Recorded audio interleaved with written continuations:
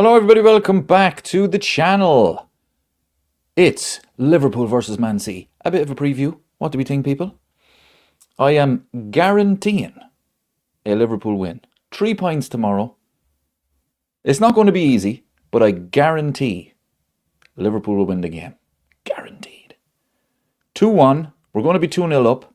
City will get a goal back. We might be hanging on for the last 10-15 minutes, but I guarantee you Liverpool will get 3 points, and we need 3 points because it's been a disaster. Every team around us has won today, except for Villa. Villa dropped points, but they didn't lose. They got a point at Bournemouth. Not a bad place to get a point. We didn't even get a point there. But the likes of Man United, the likes of Chelsea, even Brentford went to Newcastle and won. So we are looking over our shoulder. And we are looking ahead because Chelsea, Man United, we have got to win tomorrow, people. But don't worry, I guarantee it. I guarantee that we are going to get 3 points tomorrow. But it's been a disaster of a season. But look, don't get me wrong. I'm not saying Liverpool are back. No way. We are a long way from being back. We really are. We're still struggling. But I am convinced we're winning tomorrow. Man City have a terrible record at Anfield. They don't like going to Anfield. Pep Guardiola is terrified of Anfield. He's terrified of Liverpool. They're struggling. They're struggling at the moment as well. Liverpool have scored 10 goals in their last 2 home games. Liverpool will win tomorrow. 100%. 100%. Carter's in the chat. Should win the game. There's no should about it. We are going to win the game. Paul is in the chat. We need to beat City. We need to beat them, but we're going to beat them. Trust me. We are definitely going to get 3 points. United has been so good, that pisses me off. I watched the first half today. Romero. Lads, I'm sorry, but this man is a liability. Look, I thought it was a bit of a harsh red card. I'm not going to lie. But he's such an idiot. He really is. And as soon as it went down to 10 men, I knew it was just a matter of time before United scored. They got the goal from a corner. I mean, just defend properly, Tottenham. No, they couldn't do that. But anyway, I watched the first half. I turned it off then. I wasn't going to watch the second half because I knew they'd win. Four wins in a row for them. And they play West Ham next. And that's the thing as well. Look, Liverpool are definitely going to win tomorrow. What's your prediction tomorrow? 2-1. Liverpool are definitely going to win tomorrow. 100%. I am convinced. But Man United now, I mean, they're back. Well, they think they're back. They're not. But they play West Ham next. West Ham I think it was a good win today for West Ham. They did win today, didn't they? I think they won 2-0, was it? They did indeed. They beat Burnley 2-0. Actually, West Ham aren't going... They're going okay, I think, lately. Inconsistent. But they're getting better results than they did before. But United should beat them. But Liverpool just have to start going on a bit of a run now. And it starts tomorrow with Man City. We're definitely going to win tomorrow. I've no doubts about it. United scored 2 offsiders also. They were good. I didn't see the second goal because I turned it off. Turned it off at half time. There was no way I was watching them. It was just they just annoy me. They really do. But no, we're guaranteed to win tomorrow.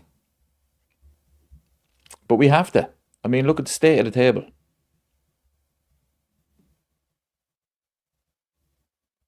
Back to 6th position, like.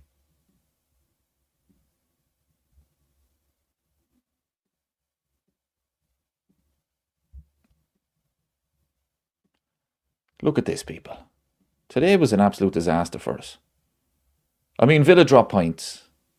United won, Chelsea won, Brentford won, Everton won. I mean, look at us there in 6th.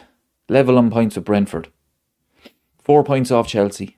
5 points off United. I wonder will Villa drop back into it? I wonder is it going to be Villa, United, Chelsea and Liverpool in a race for 3 places rather than United, Chelsea, Liverpool in a race for 2 places? I wonder if Villa are going to drop back into it. But we have to win tomorrow. That's why we're going to win tomorrow. 100%. I am convinced that we are winning tomorrow. City are struggling, but they hate going to Anfield anyway. And Arsenal will win the title. We're going to give Arsenal the Premier League tomorrow. They'll be 9 points clear. It'll be over. Game over. They won 3-0 today. Standard. I didn't see it, but 3-0 at home. There'll be 9 points in it tomorrow evening. It'll be over. Not even Arsenal can bottle that one. And Liverpool just have to keep going then. So what's everybody's prediction for the game?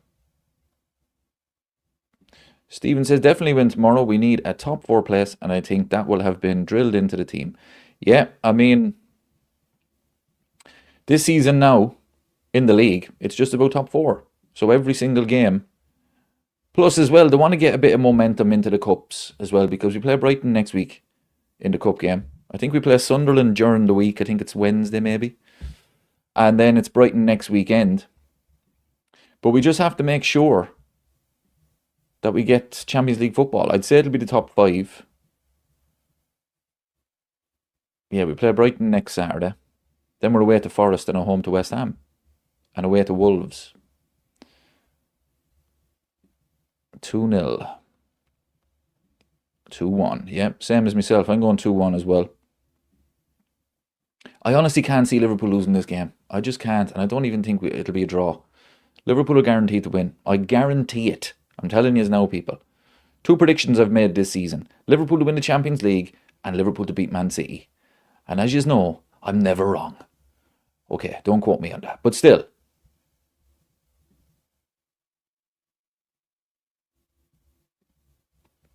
Stephen's going 3-1 tomorrow. Ekitike. Ekitike will have a field day tomorrow. Wirtz and Ekitike. The main men. What makes you feel we absolutely win tomorrow? It's Liverpool. It's Man City. The crowd will be up for it. Man City hate going to Anfield. They're struggling this season anyway. So are we. But we're starting to get a little bit of form. Don't get me wrong. I'm not saying we're back. I'm not saying anything like that. But I think this is a good time to play Man City. Man City's record at Anfield is terrible. They can't defend. They'll play with a high line. That will suit Liverpool. Liverpool struggle to break down teams that play a low block. City will not do that. They'll have most of the ball. They'll be sitting on the halfway line. Liverpool can play counter-attacking football. We destroyed Newcastle because Newcastle actually played football. They didn't park the bus. It suited Liverpool. City will do the same tomorrow. If City park the bus, which I don't expect, but if they do, we will struggle. But they're not going to do that. They're going to be sitting on the halfway line. It's going to allow Ekitike to run. It's going to allow Liverpool to win the game. Telling you now, people. 2-1. Last game we won, but don't forget Bournemouth. That was awful. Oh yeah, I'm not saying we're back at all, people. No. I mean, but I'm just guaranteeing you we win tomorrow. And then we could lose to Brighton. Then we could lose to Sunderland, whatever. But I'm just saying tomorrow we are guaranteed to win. Stephen says 2-0, Salah and Wirtz. Yep. Fully agree. Ekitike and Wirtz have combined for 6 goals in all competitions this season, more than any other Premier League duo. Yeah, they're starting to play well now. They really are. They really are. And for me, I want to see Wirtz take control now tomorrow. This has to be his game. Needs to be man of the match. Just give him the ball, let him do something. Honestly, people, I'm really looking forward to the game. Not nervous about it. I think it's guaranteed 3 points.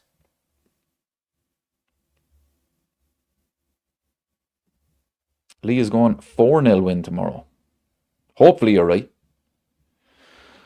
Do you think we get top 4? I actually think we'll probably get 5th. I think we'll get 5th. I think Aston Villa could get back into kind of a battle for Champions League football now. They're not nailed on to get it. Man United are not going to stop.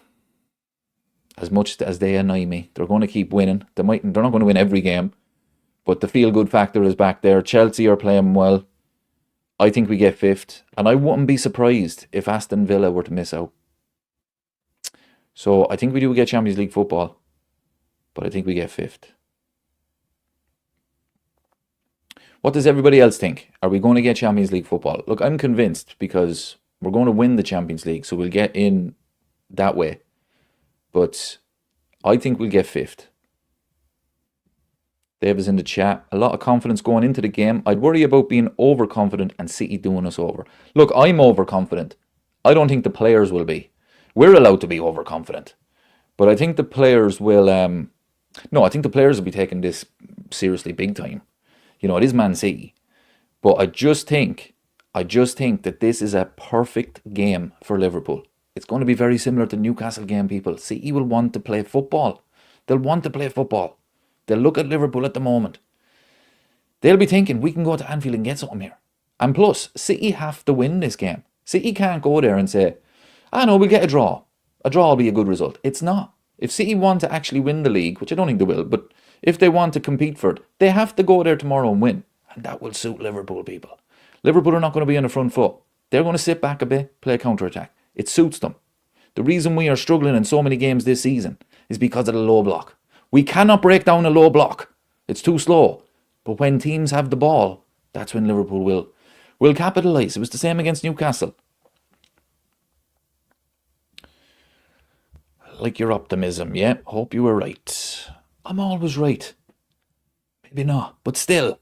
No, I'm fully confident for tomorrow. I really am.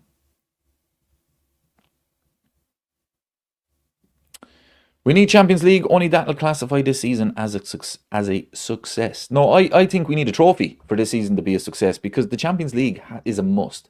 You know, for me, if Liverpool don't win the FA Cup or don't win the Champions League, but we get top 4, that's not a success. That's just standard. That's what we should be getting. But to me, for this season to be a successful season, we have to win a trophy. And I think we're going to win the Champions League. But if we were to get the FA Cup and top 4, that's a successful season. We have to win a trophy for it to be a success. If we don't win a trophy but we finish top 4, that's just, it's just been a poor season. We move on. Because Liverpool, they should be in the Champions League. Oh, sorry, you meant the Champions League trophy. Yeah. Well, we're getting it. We're getting it. We're getting it. My apologies, but we're getting it. Stephen says he doesn't want the Europa League. Look, I don't want the Europa League for the embarrassment of being in the Europa League after we're Premier League champions. But I don't think it's going to be a disaster, as people are saying. I really don't. I don't think it's a disaster. Jurgen Klopp's second last season at Liverpool, he finished 5th. And everybody was saying, that's it. Liverpool have finished, not going to compete. He went out and got a brand new midfield, and we were in the Europa League. Liverpool will always be able to attract players. There's always players out there, people. No, I'm not saying you're going to get the best of the best because they will want Champions League football, but there's always good players out there that can make Liverpool better, and Liverpool will always be able to sell it to them. They can say to players, look, we're in the Europa League, it's not ideal, but it's only for one season. Our ambition is to win the Champions League, win the Premier League, and players will buy into that. Look at Soboszlai, he joined when we were in the Europa League. Gravenberch, Endo, McAllister. McAllister's a World Cup winner. He still joined Liverpool when we were in the Europa League. So players will look at the bigger picture when it comes to Liverpool. I think they will. It's not a disaster to be in the Europa League, but for me it's just an embarrassment because we're Premier League champions. To finish below Man United and Chelsea, who have sacked their manager this season, I just think it'd be a complete embarrassment. I really do, especially Man United finishing 15th last season. They were the laughing stock. We won the league. They finished 15th, lost the Europa League final. It was perfect. For them then to finish above us this season, it'd just be embarrassing.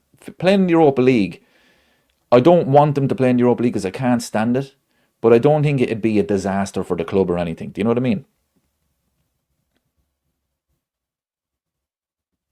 Marcus says you will be. We never do you at Anfield, no matter our form. This is exactly the confidence. This is where the confidence comes from, Marcus. You know, I'm not being disrespectful to City at all. It's just facts. City struggle at Anfield. They really do. Pep is terrified of going to Anfield. They've only won once there in the last, is it 26 years or something? Was it the year 2000 that Liverpool lost 1-0? And the only time they've won was with no crowd. So, for me, I just think Liverpool, I'd be shocked if Liverpool lose tomorrow.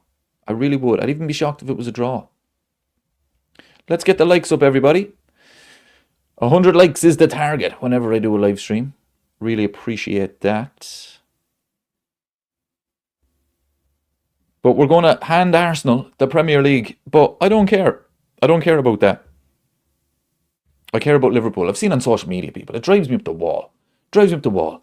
Would you be happy for Liverpool to lose if it meant Arsenal wouldn't win the title? No. I want Liverpool to win every single game. It's that simple. Would you want Arne gone in the summer? It all depends on how the season finishes. I'm still kind of sitting on the fence with Arne Slot. This season hasn't been good, but the club are not going to get rid of him. So for me, it's just a waste of time to kind of go on here and say, oh, Slot has to go, blah, blah. He's not going anywhere. So the best thing to do is to just see what happens, support the team, and let's see what happens. If he wins the Champions League, that man is going nowhere. If he wins the FA Cup, he's going nowhere. And if they get top 4, he's going nowhere. So we'll have to see what way the season ends. If he doesn't get a trophy and we finish outside the Champions League places, it's going to be very, very difficult for him. Very difficult.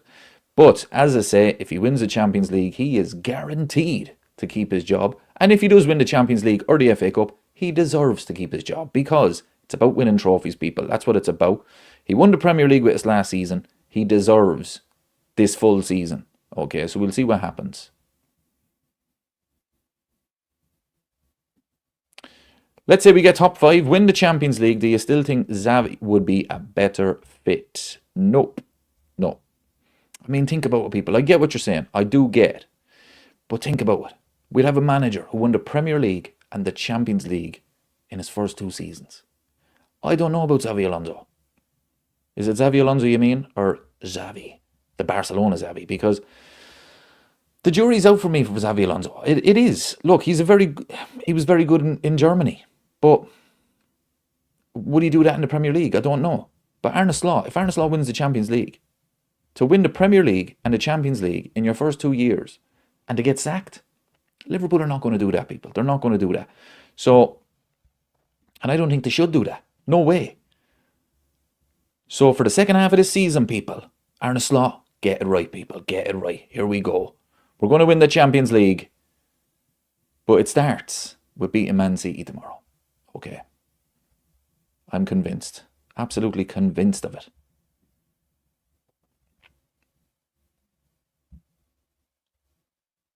What do you think? Would you want Arne Slot on? To me, it all depends. It all depends. As I say, if he doesn't get Champions League football, if there's no trophy, I think the club might make a move. But if he gets top 4, I think the club will keep with him. Even if he doesn't win a trophy, I think at the moment it's all about getting Champions League football. You know, we know what the finances and everything. So I think the club would look at it and say, look, this season, transition, everything that happened off the pitch as well, get top 4, we move on to the next season. So what do you think? Now, I know a lot of people are Arne Slot out. I've no problem with that. This season hasn't been good enough. But I just think that, you know, I'm not going to come on here every time and say Arne Slot has to go and blah, blah, blah. Because it's not going to happen, people. You know, it's a bit of waste of energy, to be honest. We'll just support the team and let's see what happens.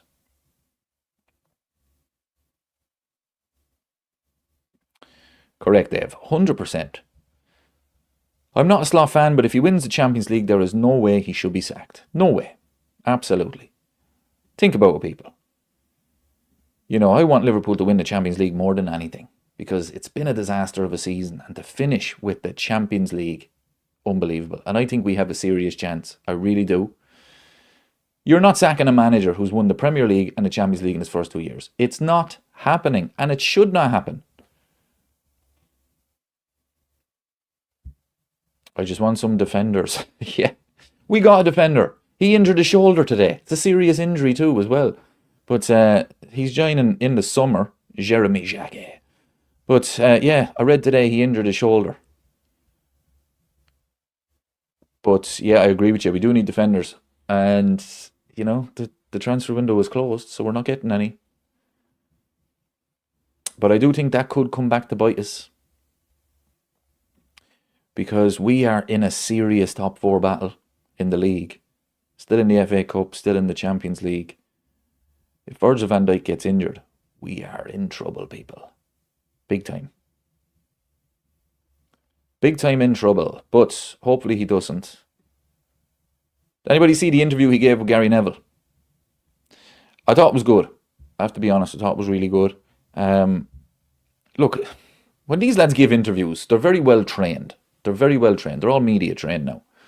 But I thought it was good. And he did say that I still think it could be a very good second half of the season. Or a very special season. And I agree with him. I just think I think we have a chance in the Champions League. I know people are kind of saying that's not going to happen. But I think we beat Arsenal over 2 legs. I think we beat City over 2 legs. I think we beat Bayern Munich over 2 legs. And Barcelona, for me, their defence, not great. Real Madrid are a shambles. They're a mess. There's no teams in Italy. I think we're going to win the Champions League, people. I really do. I really do. I mean, our last 16 draw could be, is it Juventus? Is it Galatasaray? No. And was Club Brugge in there? No. So I don't know, but I think Liverpool will win the Champions League. Paul is in the chat. 2-1. I'm going to Sam. I guarantee we beat City, and I'm going to go 2-1. I'm going to say Liverpool are 2-0 up, almost in cruise control, like we do. Then all of a sudden we concede a goal, which we always do when we're 2-0 up. And then we'll be hanging on for maybe 10-15 minutes. But I think we do win.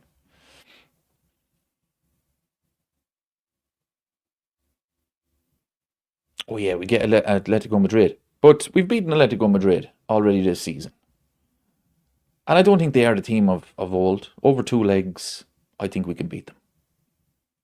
But that's not guaranteed either, that we get them. So, but if we do get them, I think we'll beat them. Yeah, Stephen agrees. I'm like you, thinking we still have a chance of winning the Champions League. Just get the defence sorted out and the future is rosy. Yeah, I mean, look, the second half of the season, I said it at the start of the season. I predicted Arsenal to win the league. I predicted Liverpool to finish 3rd. Hopefully that comes true now because the state of the league. But I just said there was too many signings. It'll take them all a bit of time to get used to everyone to get used to the league. Second half of the season is when you're really going to see Liverpool really play well. And we're starting to see Wirtz now. He's starting to get going. Ekitike, I mean, he's been doing it all season, to be fair to him. But I just think the second half of the season, hopefully Mo Salah now gets going as well. But yeah, I think we're going to win the Champions League. I really do. Ray is in the chat. He's also very positive. Yeah. Honestly, people, I just cannot see Liverpool losing this game. And I think a draw tomorrow would be disappointment. I know people say I'm cocky, but I'm allowed to be cocky. I'm only a fan. But I think the players will be switched on for this. And I think Anfield will be proper atmosphere as well tomorrow. But yeah, I'm really confident. Really confident. Like today was an absolute disaster as far as results. I mean, every team around us won except for Villa. And in hindsight, you look at it and think that's probably not a bad point to get away to Bournemouth. We didn't even get that. United won, Chelsea won, Brentford won, Everton won. So if we lose tomorrow, it's been a disaster of a weekend, people. It really has.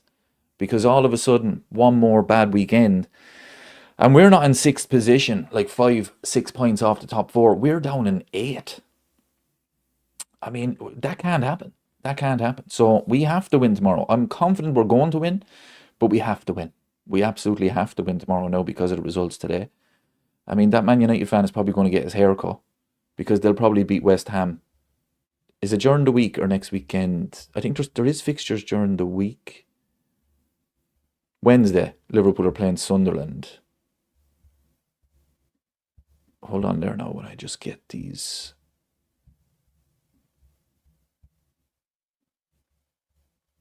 Wait till I get these fixtures up for during the week.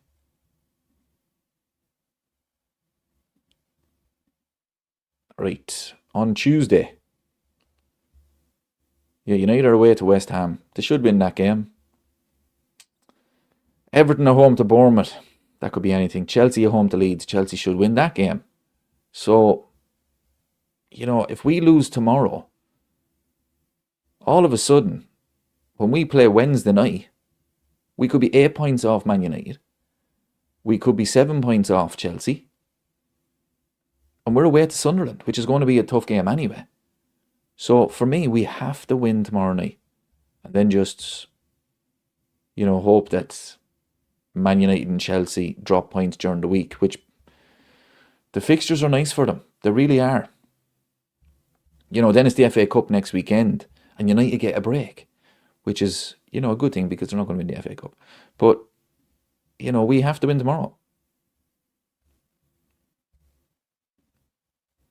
It's a good question. Who would you play at left back, Robbo or Kirkes to stop Semenyo? That's a good question. Very good question. I think I would go with... Look, I think we have to go with Kirkes. He's the future. I love Andy Robertson. Absolute legend. But for me, his time as a starting left back is finished. Okay, we have to go with Kirkes. And we'll see what happens. But...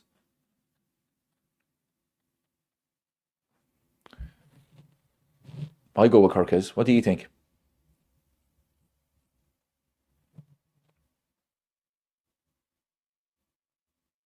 Is Semenyo not on the other side? No.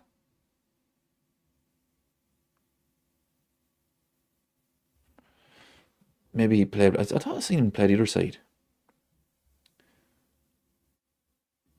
Kirkes is a warrior.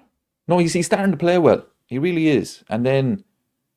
he came off, was it a half-time?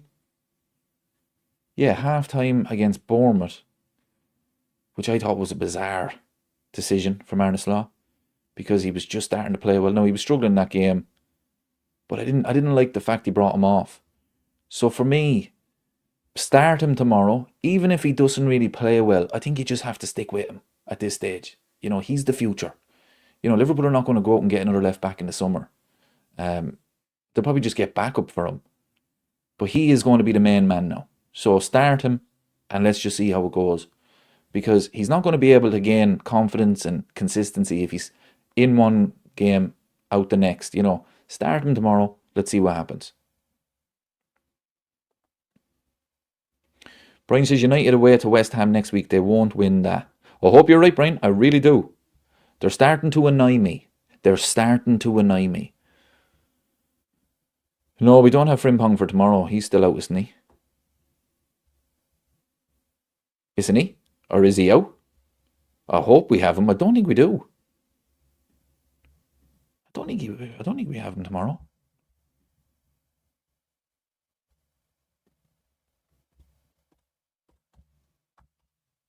I thought he was still injured.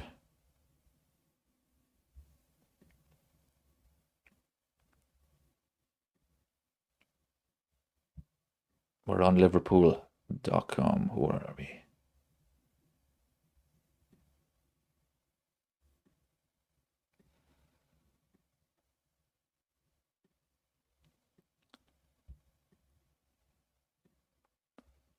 What is this saying?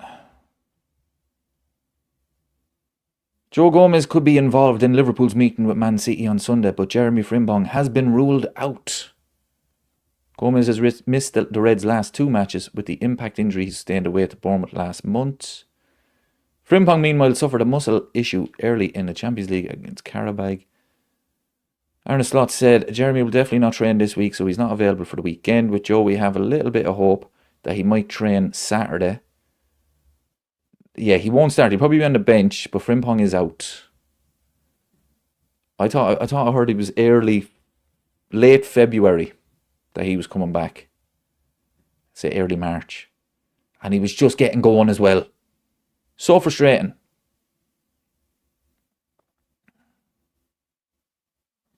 Yeah, Stephen agrees about Kirkes. You've got to stick with Kirkes. He's the future and he's youth on the side. Yeah, I mean, look, he has struggled this season. He has. But for me, I don't think you're going to do him any favours by taking him out of the team and then putting him back in and then taking him out and taking him off at half time. Look, just put him in there. He was excellent against Arsenal. And they're the best team in the league. They're not a great team, but they're the best team in the league because the league is very poor. But he was the best... I wouldn't say he was the best Liverpool player, but he was one of the best Liverpool players. So just leave him in there. Rich says, loving the confidence. I was starting to get nervous. Then you decided to go live. Guaranteeing a win. So 3 points it is. Come on, Liverpool. It's a fact. No, I'm not even nervous about tomorrow. I'm really confident. I think the players will step up tomorrow. I think today's results even helps it.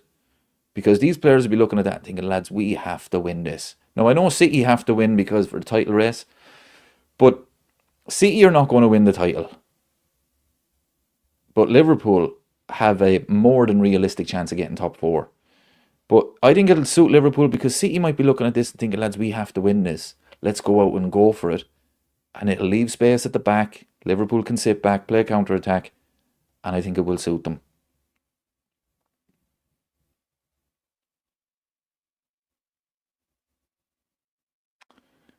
Yeah, the right back issue is going to be an issue tomorrow. Who do you all think about the right back?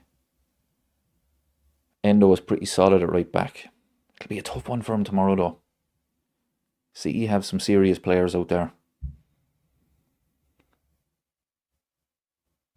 But I think if Endo plays, his mindset will be just defend. It won't be about going forward. Just defend. And I think that's maybe at times what Liverpool will need. He won't be too bothered about going forward. Just sit there, make sure you mark that lad, don't let him go by you, and just defend. And that could suit him. And as I say, I think City will have most of the ball tomorrow. So I think, yeah, Endo mightn't be a bad choice. Because, look, Soboszlai for me needs to be in midfield. Yeah, Soboszlai needs to be in midfield, I agree, 100%. Yeah, Rich says you put Soboszlai there. Yeah, it's disappointing. It is. Because, look, he probably will. But for me, you're taking away something from the midfield when you put Soboszlai there. No, Soboszlai out there, he does a job, fair play to him. Excellent. Because he's out of position. But I just think Liverpool tomorrow need Soboszlai in midfield. But unfortunately, I don't think it's going to happen. We replace Suarez with Salah. Are we going to be lucky enough to find another star to replace Salah? Nope. Unfortunately, look, I think Frimpong is probably going to be the long-term replacement to Salah. We're never going to get a player like Salah again. An absolute legend. The numbers he put up, the performances. I mean, last season, to get the most goals, the most assists. What a season it was for him. We're never going to get a winger like that again. He's not a striker, people. This is the thing that always bugs me. When people talk about Mo Salah and they talk about other players and his records against other players in the Premier League. The man is not a striker. And look at the goals he has. Absolutely phenomenal. We're never going to get a player like that again. I think Frimpong is actually the long-term replacement to Salah. I think Conor Bradley is going to be the long-term right back. But the man cannot stay fit. But I think Frimpong is the one. He's not going to get the goals. He's probably not going to get the same assists. But nobody is. Absolutely nobody is. So it's going to be difficult to replace him. And I think this summer is when the club are going to say, right, do we get somebody in? Or is it Jeremy Frimpong? Because I can see Mo Salah leaving. I really can. But he leaves an absolute legend. And hopefully a 2-time Champions League winner. Dermot says, I want to see us going for it tomorrow. No negative play.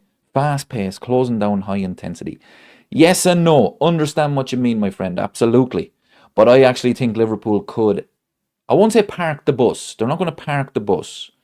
But I think they will be more slightly defensive and play counter-attack.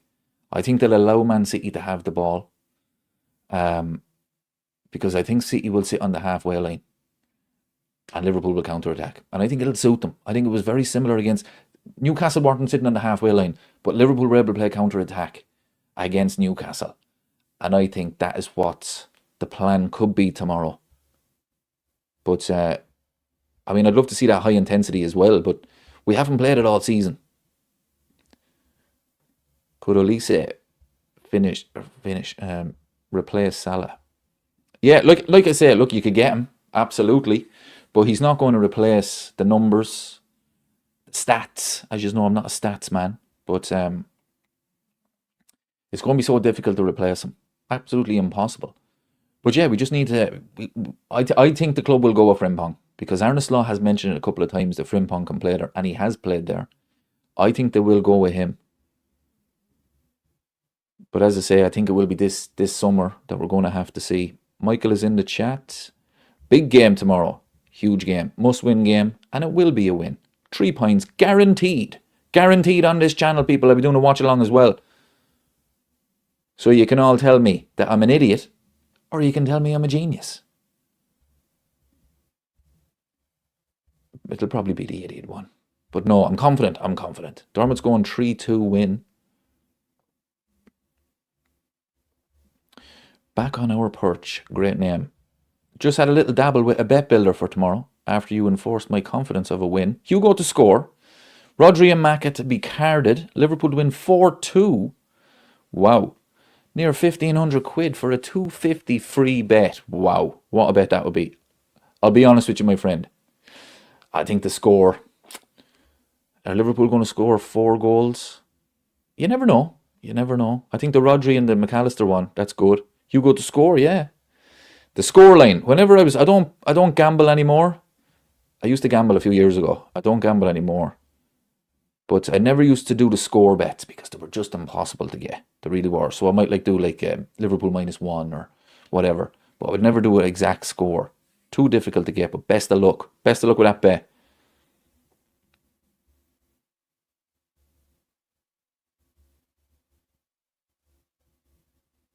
Michael's going 2-1.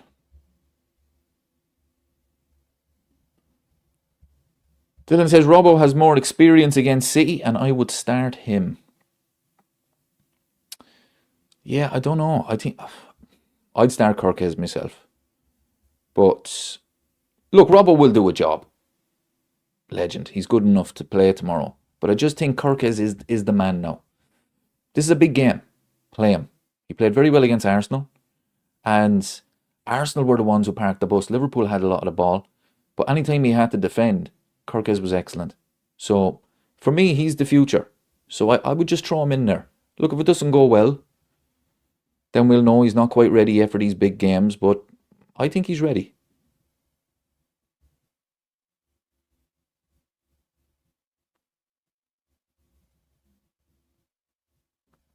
Is Gomez fit? He can play right back. We were just reading about it there. Gomez will be in the squad, I'd say. He was supposed to be training today. I'd say he'll be on the bench. So I don't think he will start, but I'd say he will be on the bench. So I think the right back will probably be Soboszlai, which will be disappointing because we need him in midfield.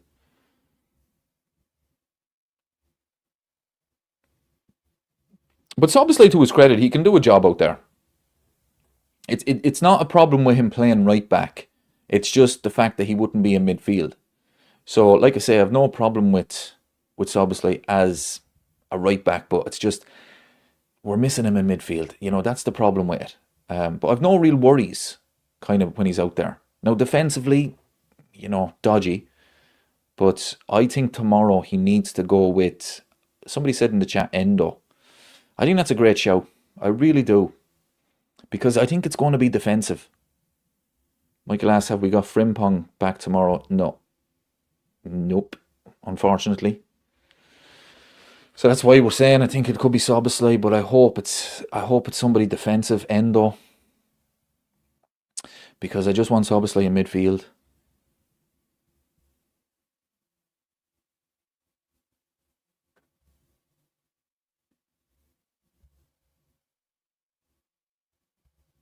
I just want Endo in, or Soboszlai in midfield, because Soboszlai's been excellent.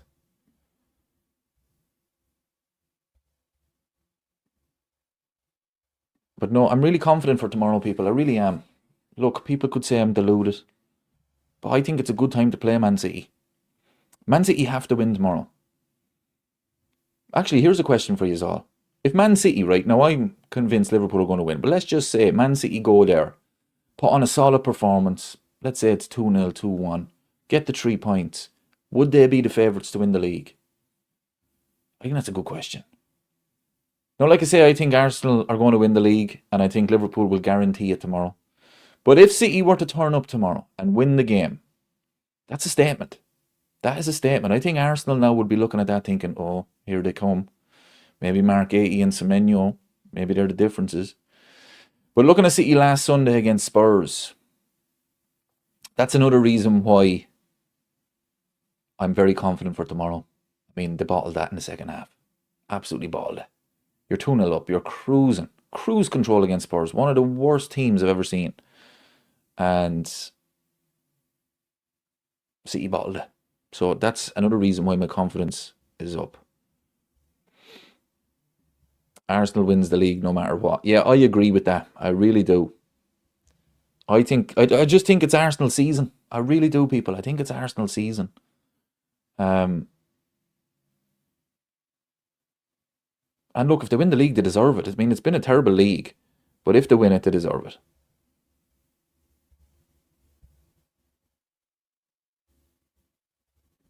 Sean is going 3-1. Yeah, hopefully. Kevin's in the chat. What's your prediction for tomorrow, Kev? Oh, I see it here. 2-1. Ekatike first goal. I'm going 2-1 as well. I said Liverpool will be 2-0 up. And then because we always concede when we're 2-0 up, we'll be hanging on for maybe 10-15 minutes. But I think we go over the line. Yeah, Paul says I think City can be definitely got at defensively. 100%. I think tomorrow is going to be a perfect game for Liverpool. I just think it's set up perfect for us. City have to play. They have to win. Arsenal with that result today, another bit of a statement. Sunderland are not bad. Standard. 3-0. Standard. No drama. Job done. City have to go to Anfield tomorrow. Liverpool should allow them to have the ball. Look, it's different tactics, I know. If this was Jurgen Klopp, we'd be at them for the first minute. It would be high intensity, heavy metal. We're not going to play that. Allow City to have the ball. Let them sit on the halfway line. Counter-attacking football. Dylan says, rumours of a fallout with Slot and Jones. What do you think? No, I don't think that's true. I really don't. I mean, I've seen a bit of Arne Slot's press conference. Look, he's never going to give the full story. But he was talking about Curtis Jones going to Inter Milan. And he said no. They didn't even consider it. I did read that Curtis Jones wanted to move, so I don't know. Obviously, look, it's just rumours, but I don't think it is true. We might find out tomorrow. Maybe Curtis Jones is starting because Soboszlai is in right back. What do you think, people? Would you let Curtis Jones go? Because I don't think so. Look, I've always been critical of Curtis Jones. I've always said he's a bit slow on the ball, but he is a good player. He's a very good player, and when Liverpool are playing well, he does fit that team. But when we're struggling, as I say, it's a little bit slow when he gets the ball. But him and Wirtz are starting to kind of, play well together. But no, I think he's a decent player. I really do.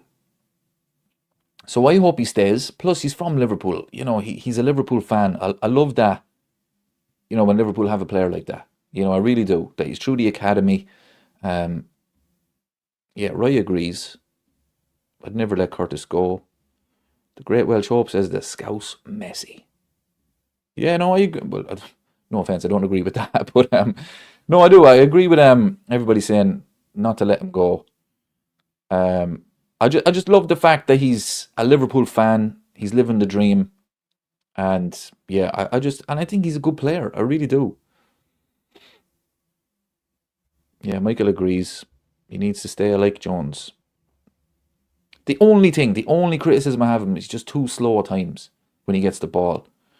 But he has a nice bit of control at times when it's needed. But when it needs to be fast, he slows it down a bit too much. But no, I do like Curtis Jones. I think he's a good player. Yeah, Rich agrees. He's played his best under Slot. Bonus points for being Scouts.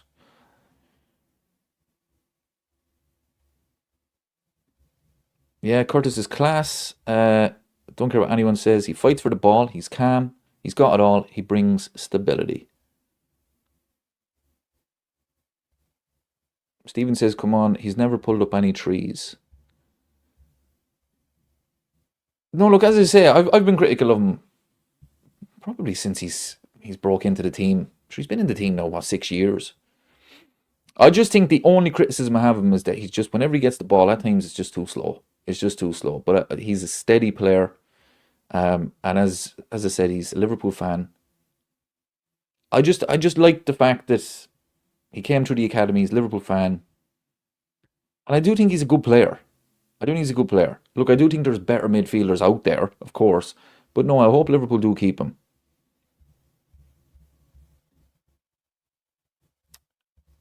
Let's get the likes up, everybody. The target is 100. I mean, I've guaranteed 3 points. So let's try and guarantee 100 likes.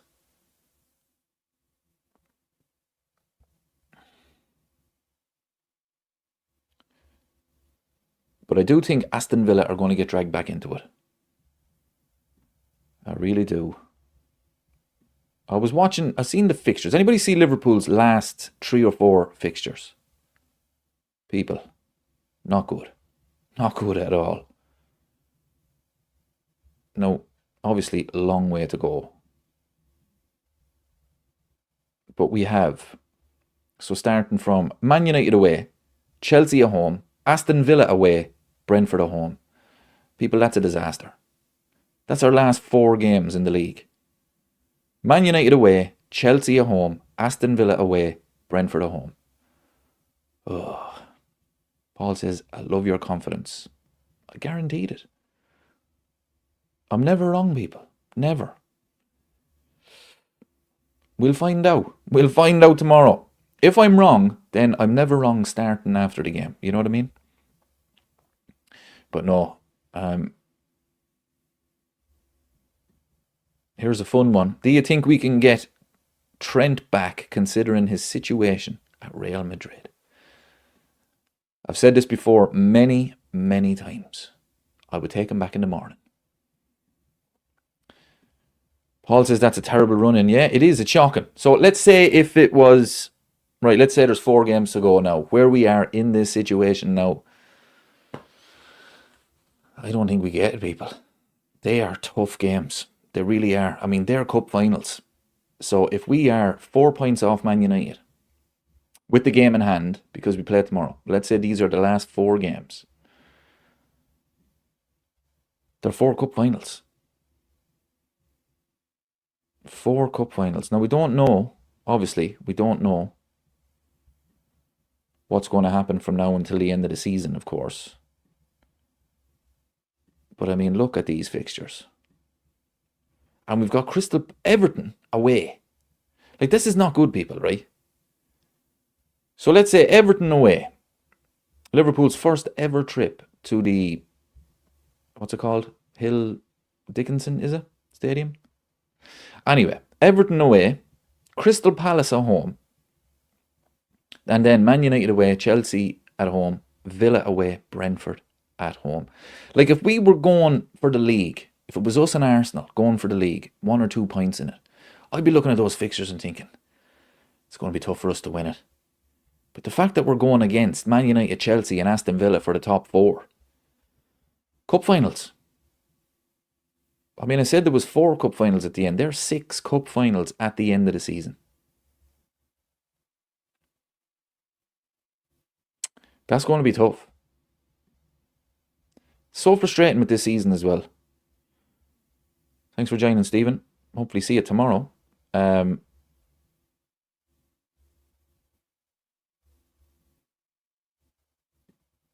United looking for a lot better looking a lot better as a squad since the new manager bounced. I mean, they're back. What can you say? They're back.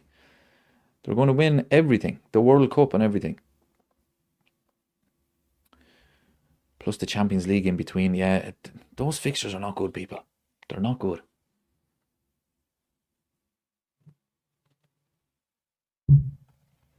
Paul says we're going to have to win the Champions League to get Euro football next season. Well, it's a guarantee. 2 guarantees on this channel. We're going to win tomorrow and we're winning the Champions League. But the fixtures are still tough. Because all those fixtures happen, of course, before any Champions League final. If we get there, hopefully.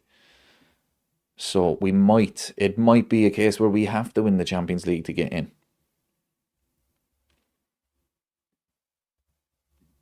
Yeah, it's not good now. Not a good run at all. I mean, there's only, 14 games left in the season. I remember this time last year, though. This time last year. Was it around this time last year we beat Brentford 2-0 away from home? Darwin Núñez. I mean, for me, it pretty much guaranteed us winning the title. I nearly lost the voice that day. Last minute winner. You know, it would have been, I think it put us, did we go 9 points clear that day? And then Arsenal dropped points.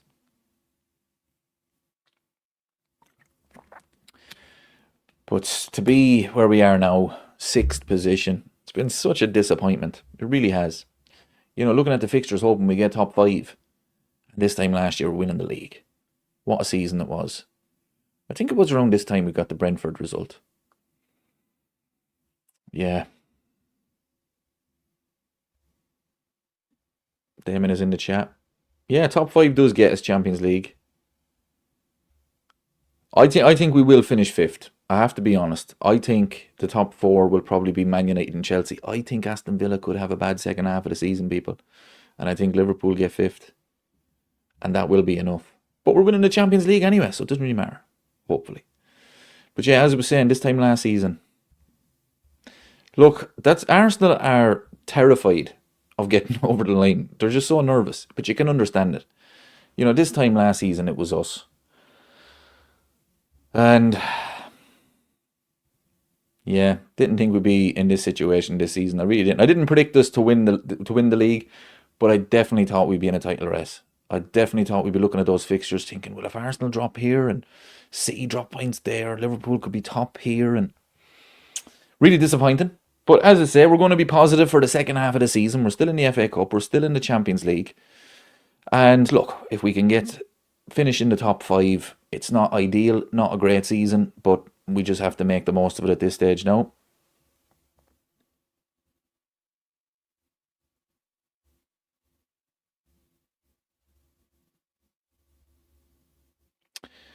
Great Welsh Hope says, have you seen that Xhaka gone off hurt? Yeah, just mentioned it earlier.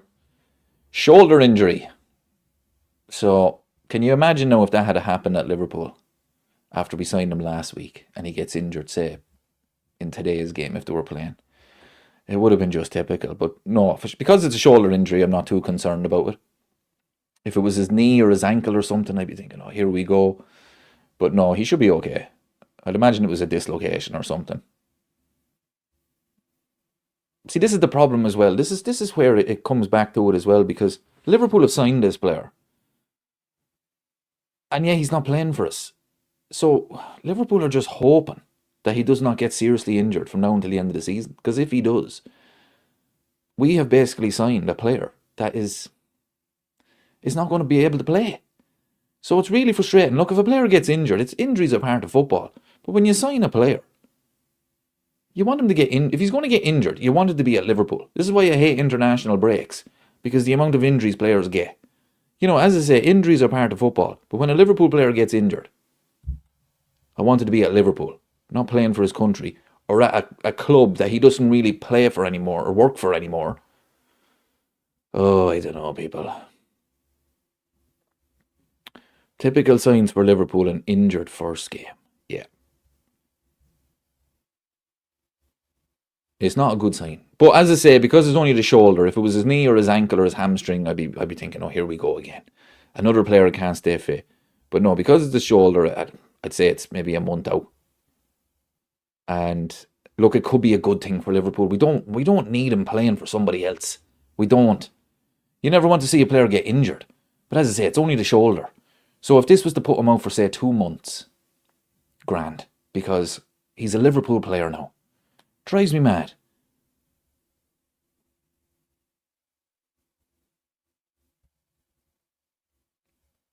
Michael says, scraping the bottom of the barrel.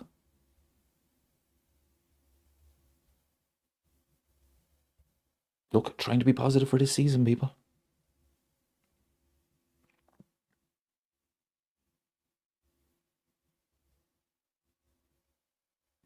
Back on our perch says, that run in ain't too bad. On paper, it's horrific. But if we have found our feet by then, are all the teams around us we need to beat. I'd be more worried playing them now. Yeah, look, as I say, we don't know what's going to happen. We don't know what's going to happen. Liverpool could be in second by the time those fixtures arrive, because we're going to win every game from now until the end of the season, people. We're back. I'm joking. No, we don't know what's going to happen. Look, Liverpool could be mid-table. It could be 10th. I mean, Man United will probably be, they're going to win it. They're going to win the World Cup. They're going to win Strictly Come Dancing, Eurovision. I'm a Celebrity, Get Me Out of Here. They're back.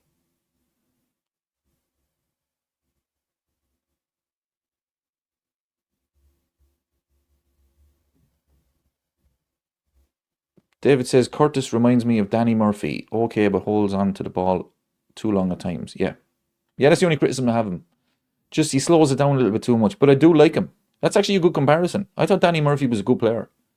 I thought he was very good. I don't think he gets the credit he deserves, actually. But Danny Murphy was a very good player. And he scored 3 winners at Old Trafford in a row. Free kick, open play, penalty. Can't get better than that. So, because of those 3 winners, he's a legend. I use that word way too often. Everybody is a legend. But he's a legend.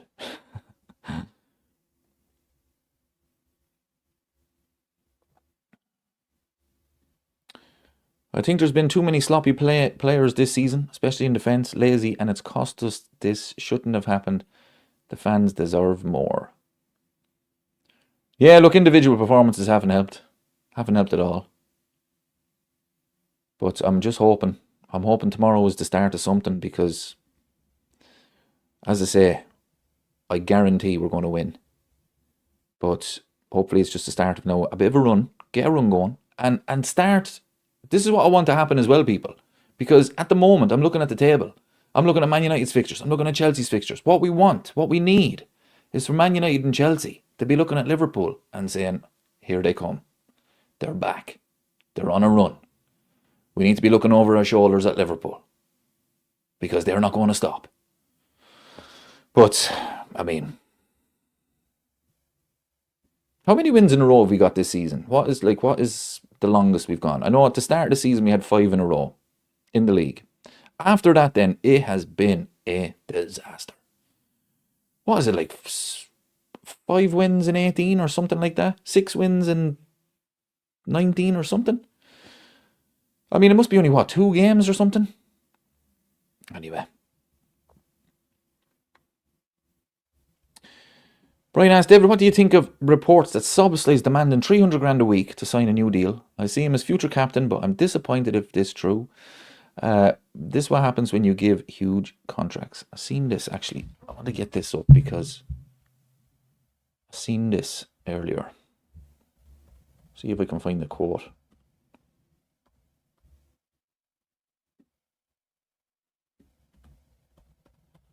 Because it just drove me mad. It was just typical players.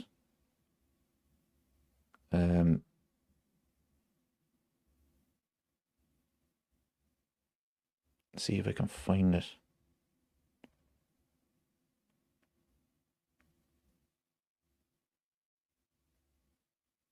No. But anyway, he said something along the lines of, it's out of his hands. I'm sorry, people, that absolutely drives me up the wall. Like, what is he talking about? What is he talking? It's your career. It's your career. If you want to play with Liverpool, then it's in your hands. If Liverpool want to offer you a new contract, then it's in your hands. Forget about these agents. One of the agents is he's going to work out that it's out of my hands. It's not out of your hands. If you want to play for Liverpool, then just sign the contract. It drives me up the wall. But yeah, 300 grand a week to sign a new deal. That's a lot of money.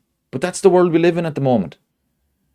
You know, these players, Soboszlai be looking at it thinking, well, I won the Premier League last season. Look at what I'm doing this season when the team is not playing well.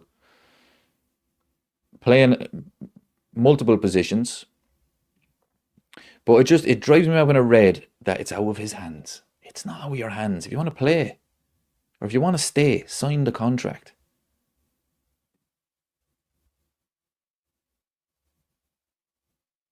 Exactly, Michael. Do your job, man. It's his job.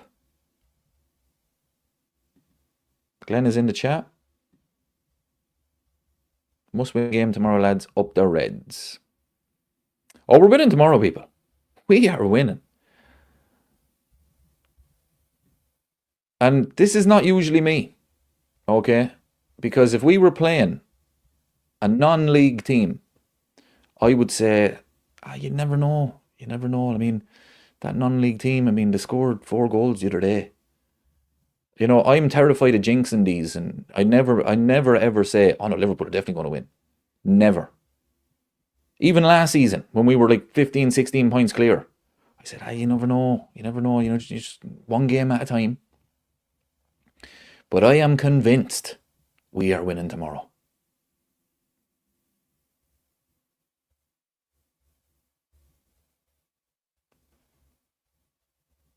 But sure, hopefully you all join me for the watch along.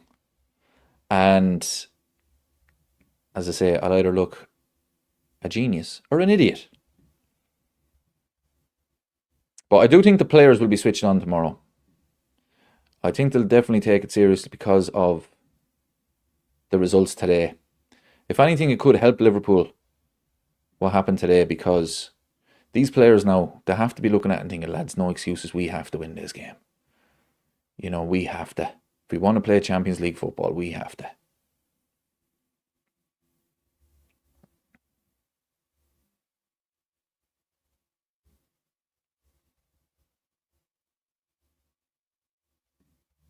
Cheers, Michael. Fair play to you. Thanks for supporting the channel. You're always in the live chat, my friend. Fair play to you.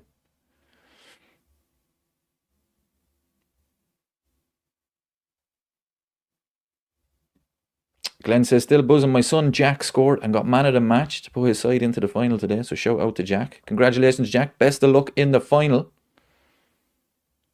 Hopefully you win that one.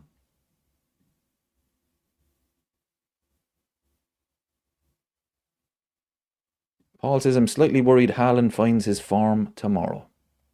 He can score 1. We're scoring 2. Stop the service to him and you stop Haaland. That simple.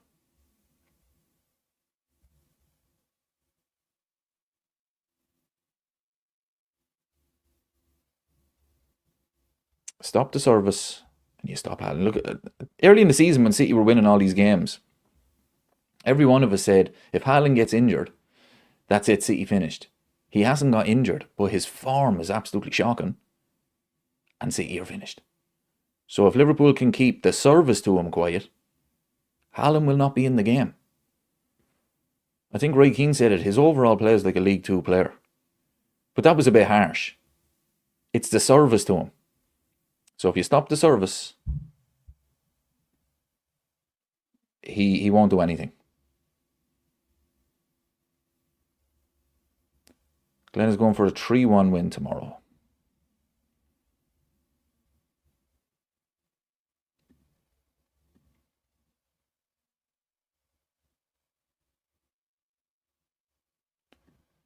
Confidence is based on what? I've said it many, many times. Tomorrow is going to be the perfect game for Liverpool. Perfect. City have to win. They'll have the ball. They'll be sitting on the halfway line. They'll leave space in behind. Liverpool can sit back a little bit, play counter-attacking football, like they did against Newcastle. Even though Newcastle, to their credit, they didn't park the bus or weren't on their halfway line, if you like. But Man City will play that. Look at the game at Old Trafford. Okay? Man United basically said to them, look, there's the ball. We're not going to take you on with possession. You can have the ball. Sit on the halfway line. And every time we get the ball over the top. And that's all Man United did. And they've done it to perfection. That's what Liverpool need to do. Man City have to win tomorrow. Okay? They have to. Or the title is gone. It'll suit Liverpool. I'm telling you now, people. Tomorrow is going to suit Liverpool. No, I'm not saying Liverpool are going to park the bus. They won't park the bus, But they'll be happy to let City have the ball and say, right, lads, break us down and we're going to play counter-attack. Cheers, Kev. I'll be here for another 3 points. Put the pressure back on Man United.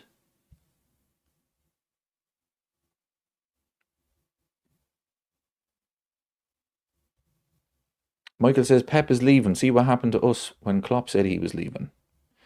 He hasn't officially said it, but yeah, I think that's a good point actually. But I don't think he's officially said it, but I do think he goes, I have to be honest. And unfortunately, I think Xavi Alonso gets the job.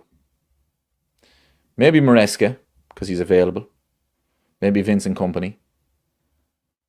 I hope it's Vincent Kompany, because I think he would be found out at Man City. I don't rate him at all. I hope it's not Xavi Alonso because of obviously the Liverpool connection. If it's Maresca, yeah, look, I think Maresca got a raw deal at Chelsea. He wasn't happy with behind the scenes. So I think he's a decent coach, but I don't think he's great.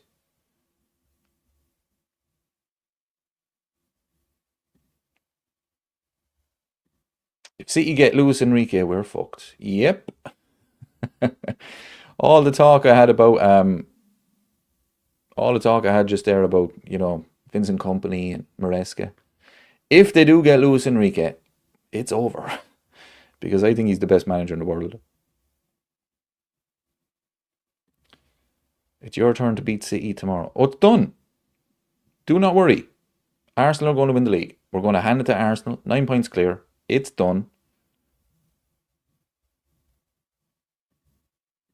City will be relegated after the one. I guess that's the 115 inquiry. I don't think so. I'll be honest. I've said this before on this channel about the 115. I have a theory about it. It's not a conspiracy theory, but it's a theory. So, I've said it before. I'll say it again. The World Cup is on this summer, people. The World Cup. That's what everybody's going to be talking about. The 115 will be announced just before the World Cup. Okay? So the football world will stop everything. Front page, Man City, 115, the verdict, back page, everything. Oh, but wait, the World Cup is about to start. We'll shelve that. World Cup is starting. Pep Guardiola, he leaves, sails off into the sunset. The new manager comes in. The World Cup, and hopefully, well, Man City will be saying, hopefully, England have a good World Cup. Then the press will be all about the World Cup. If England were to do the impossible, because I don't think they'll win it, but if they were to win the World Cup, after the World Cup, it'd be all about England's heroes. They won the World Cup. Football will start again. The 115. Oh yeah, forgot about the 115. Bring that back. Right, new manager. First press conference of the season. 115. Explain yourself. Lads, I wasn't here. You can't talk to me, I wasn't here. The Premier League and Man City, because it's going on so long, I believe that they know the verdict and the two of them are having discussions behind the scenes to come up with a punishment where Man City save face, the Premier League saves face, nobody gets relegated, nobody gets a points deduction, they get a big fine and they get probably 2 transfer bans, 2 windows. And I think that's it. That's my opinion. That's my, no, it's not a conspiracy theory, it's a theory. I think that's what's going to happen. It's a prediction. Yeah, I think they're waiting for the World Cup. I think the World Cup will take all of the attention away from it. Rich says you've got this one properly thought out. Yeah, I've thought about this. Why is it taking so long? Why is it taking so long? I think Man City and the Premier League are having discussions behind the scenes and are coming up with a way. Because you have to remember, if Man City are found not guilty, that is the biggest embarrassment to the Premier League. And if Man City are found guilty, that's a big embarrassment to the Premier League as well. So how does the Premier League save face? Okay, nobody gets relegated. Nobody gets a points deduction. You get a big fine and you get a transfer ban. And everybody goes about their business. And we'll announce it just before the World Cup because nobody will be really talking about it because it's all about the World Cup. Like, why is it taking so long? Like, honestly, people, why is it taking so long? Vic is in the chat. Don't hide when you lose tomorrow. I will be here. Don't you worry. I will be here. I mean, I wasn't doing the watch-alongs when City won 3-0 at the Etihad when we beat Liverpool. So, I'll be here tomorrow to watch Liverpool beat Man City. Telling you now, Vic.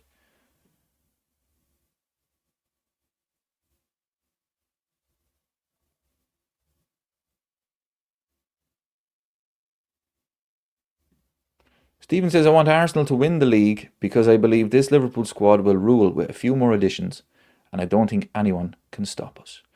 I actually have the same feeling. I think we're going to win the league next season. I really do. I think there's just something about what I'm seeing at the moment. Look, we're not back, people. We're not back. Do not say that I'm saying that. I'm not. I've said it before. We could win tomorrow. We will win tomorrow. We could then lose to Sunderland and be knocked out of the FA Cup by Brighton. We're not back. But what I'm seeing from Wirtz, Ekitike, Kirk is starting to get going. What I've seen from Frimpong before he got injured, I'm liking it. I really am. Isak, if he gets back to anyway decent, I think next season could be special for us. I really do.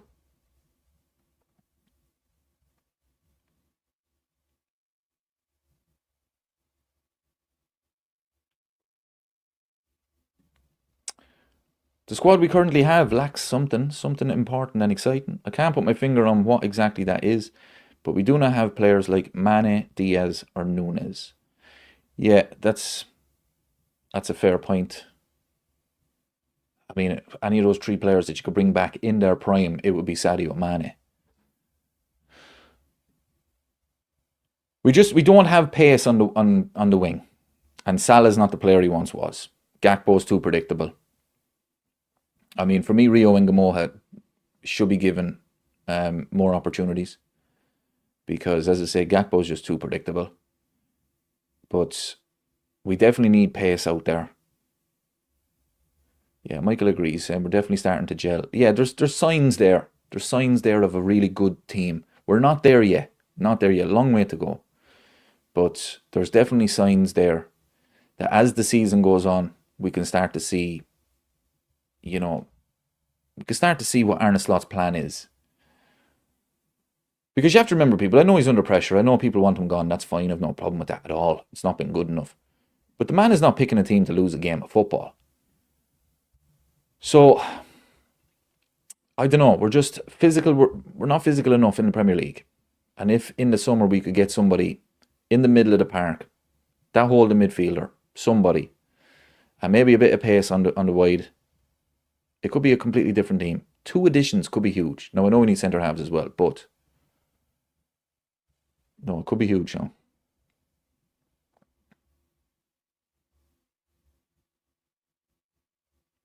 Vic says, you know more about Liverpool than I do. Is this type of game the fans are rowdy? Liverpool are never rowdy. But the atmosphere will be unbelievable.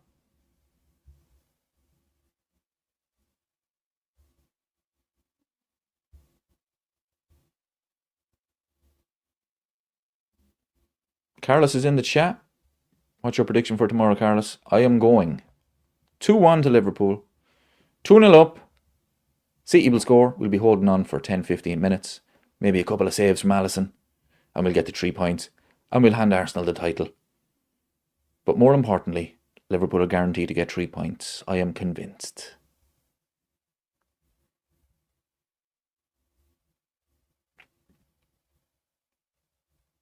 Marx asks, what about the defence? People saying Van Dijk is making mistakes, but the man never gets a break at his age.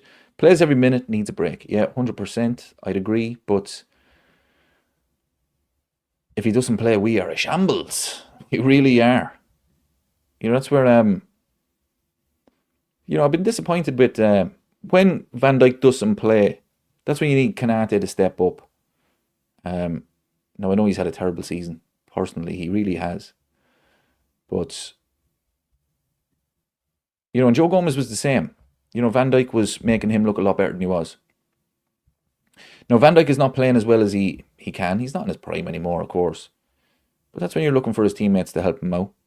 But I actually think Konate could have a very good second half of the season. He's been through terrible, terrible personal issues losing Diogo in the summer, losing his father recently. He came back and he played an unbelievable game against Newcastle, scored the goal, very emotional for him. But I think the second half of the season could be really special for him. I really do. I hope it is. I hope it is. Wish him the best. Because as I said many times about Konate, I have no problem with Konate. When he plays well, I think he's one of the best out there.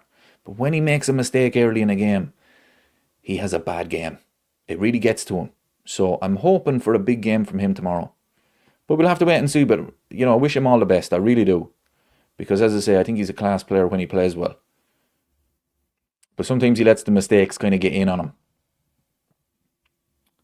I mean, actually, ironic, we're playing City. He had a terrible game the first game early in the season against City. He gave away a penalty, or he was at fault for the penalty. I forget now. It was his fault anyway. I think it might have been Alisson gave away the penalty. But he really had a bad game. And it was because of that mistake early. So I'm hoping for the best for him tomorrow. I really am. Liza John asked, was there a bomb scare at City in their last game? The stadium was half empty. Yeah. I mean, honestly, people. A semi-final. Look, I'm not saying they're 2-0 up. I'm not saying that it has to be atmosphere of a Champions League semi-final, but they don't have the fans, people. They don't have the fans. Nice from Vic there now. Konate is a reminder to all of us that you never know what someone is going through. I wish him all the best from Monday onwards. I get that, my friend. I get that. But no, the first part of that was very nice. But yeah, you're right. We don't know what people are going through. I don't know how long his father wasn't well. So I mean, it was obviously affecting him. So he's definitely gone through a tough time. But wish him all the best for the second half of the season.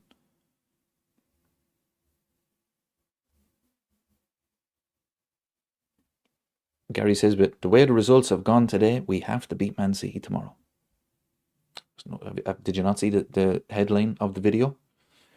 Guaranteed, my friend, we're beating Man City. Vic says he didn't even watch the second leg of the Man City game. The thing about the second leg of Man City, look, I've said it before, they're not a big club. They haven't got the fan base. But it was the emotion, the lack of emotion in that game for me. I would make Man City favourites for the Carabao Cup.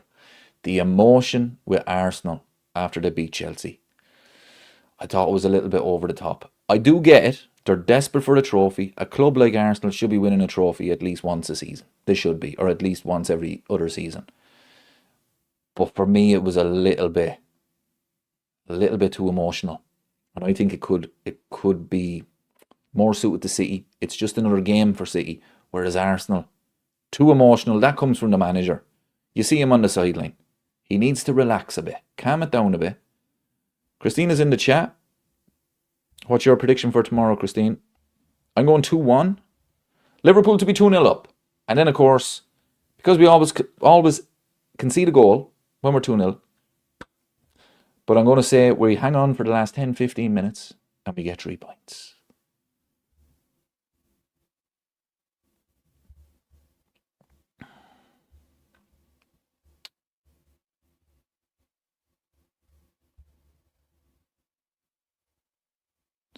Liza John says, I don't rate Konate at all.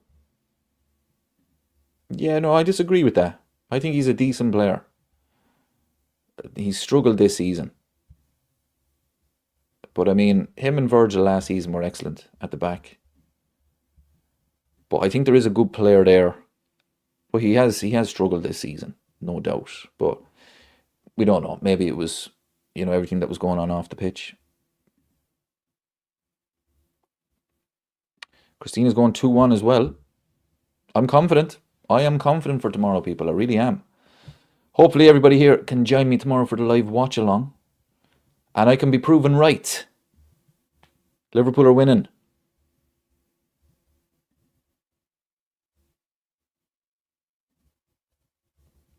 By the time we play the final, the league will be almost settled mathematically. The team would be much more composed come the 22nd of March. Yeah, that is a fair point, to be fair. Yeah, it is. The 22nd of March is a long time away. As you say, the league, Arsenal could be 12, 15 points clear. The league could be done.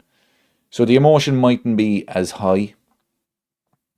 Because if it does kind of cost them the final, because they're just too emotional, whereas City, it's just another game, it's not going to affect them in the league. Whereas if the final was tomorrow, you look at the emotions the other night, it could affect them. But it's not going to affect the league because, as I say, Liverpool are going to hand Arsenal the league tomorrow, and they do deserve it. And I said it before, when Arsenal win the league, I will be the first to say congratulations to them. I'll make a video. I will say, Arsenal, congratulations. Stephen says, let Arsenal win the league and we won't hear from them for a long time.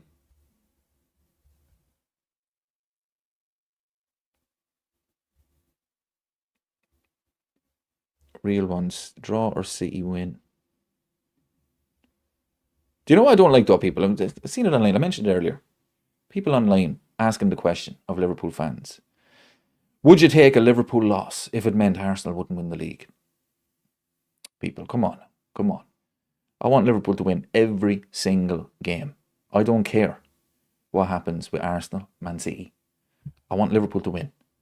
I've said it before. I would rather see Man City win the league, but I want Liverpool to win. So tomorrow, Liverpool. Guaranteed 3 points, and that's all I want.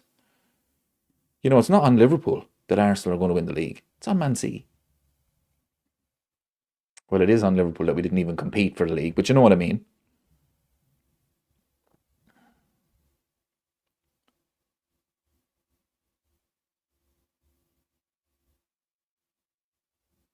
Yep, Michael agrees. Win-win for me. It's all about winning, people. All about winning. We've got 68 likes, people. We're very close to the target, which is 100. 100 likes and 3 points. I've guaranteed one. The 3 points. Correct, Stephen. 110%. You're not a Liverpool fan if you ever want them to lose, full stop. Yep. I just don't get it. I don't get it at all.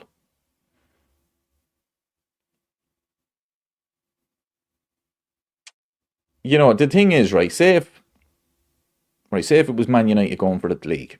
Now, I know Liverpool were in this position with 95, and we beat Blackburn, and Man United didn't do their job. But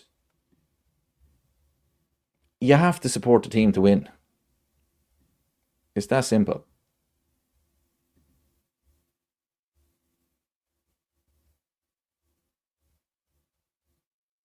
Actually hilarious when you think about that day because, Liverpool, Man United's biggest rivals, actually done them a favour and they didn't take advantage of it. And to be fair, we probably would have never heard the end of it. They would have said, you won us the league. But the fact that they didn't even take advantage was even better that Liverpool won that day. Just that's 31 years ago. Fucking hell, lads. Where's the time going? Michael says, do your job. You do your job.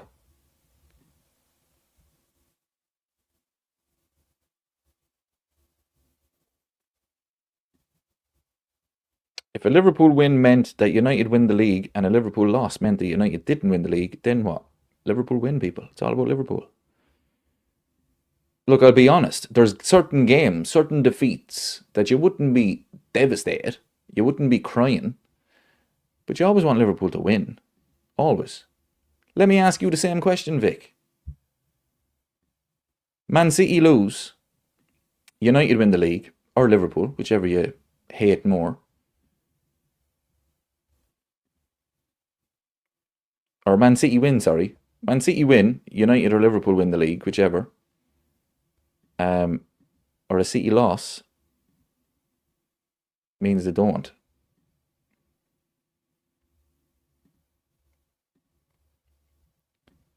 But yeah, to me, you have to always want your team to win. That's what it's about.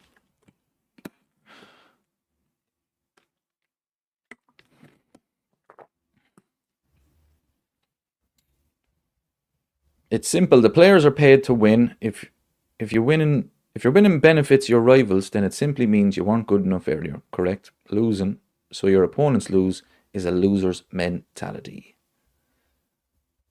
Yeah.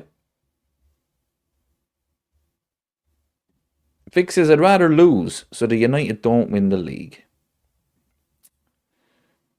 Oh, I don't know, Vic. I don't know. Hoping your team loses.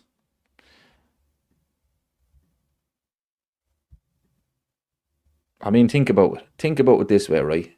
When you say you'd rather lose, okay. So let's paint the picture here. Let's go through the scenario here. Right, we're talking last game of the season. Man City have to lose, or United win the league. It's the last minute of the game. Okay, United have won.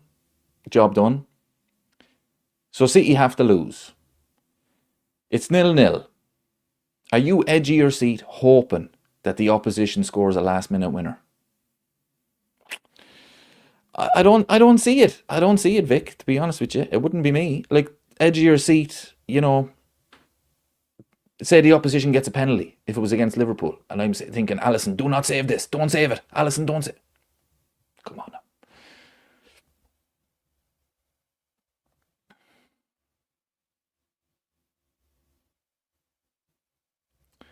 No.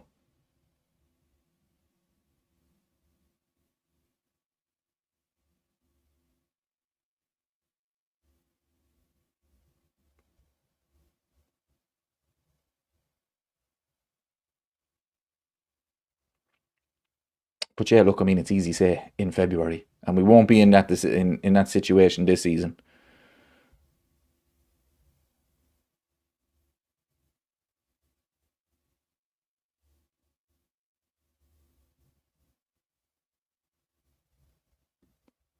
We won't be in that situation this season.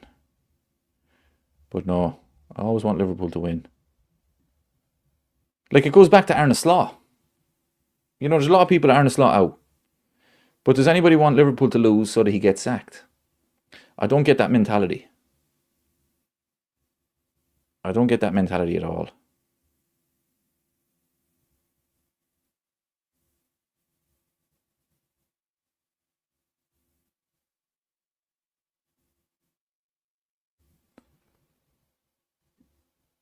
A friend of mine who was a United fan supported Liverpool against his own team so that we wouldn't win the league. He hates us and actually doesn't mind Liverpool.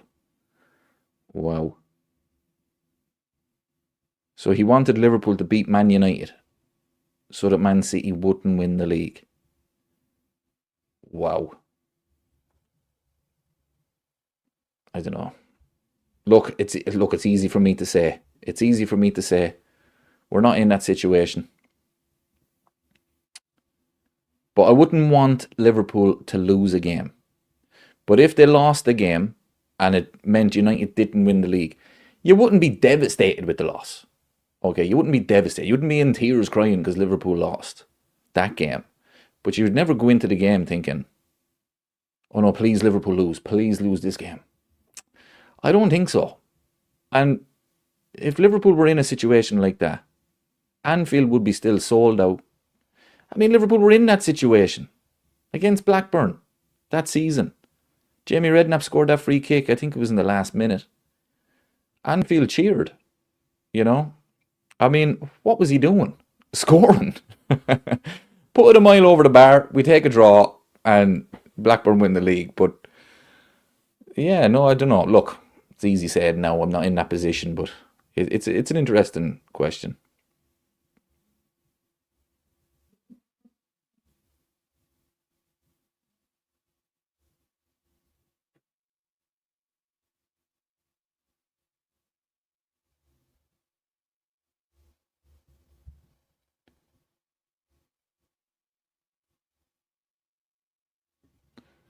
Eliza John says, obviously I wouldn't want us to lose if the game was vitally important, but if losing meant United lost the title, well, I'd be happy.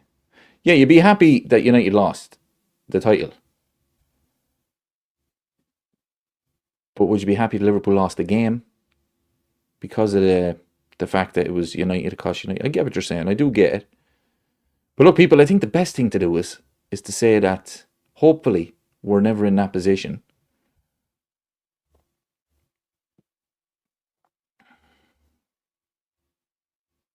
Christine says, what a thought. Manchester United second. It's the stuff of nightmares. The stuff of nightmares is Man United go on a run and actually win the league.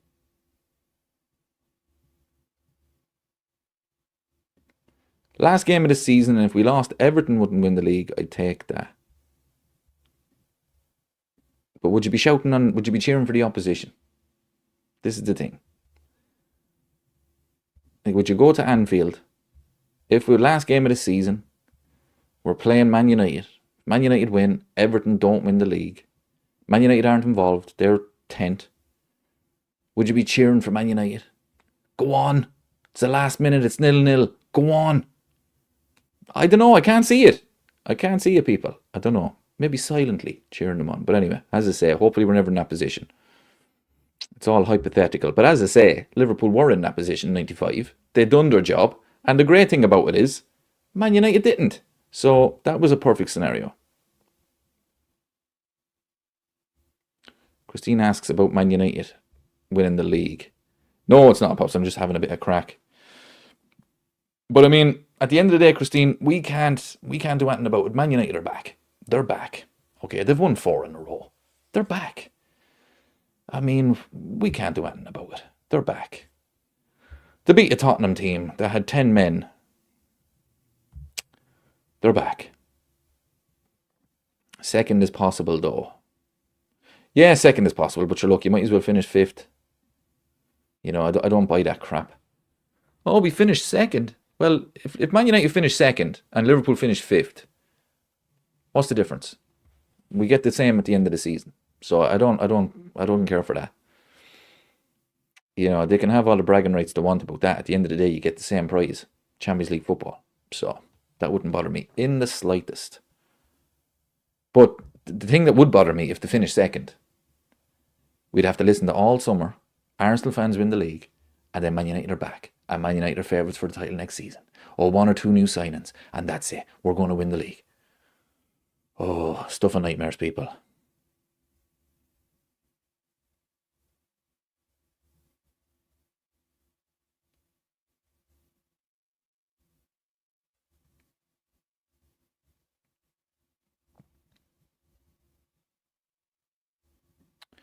It's about revenue that you need for signings. It would be a good help, extra millions.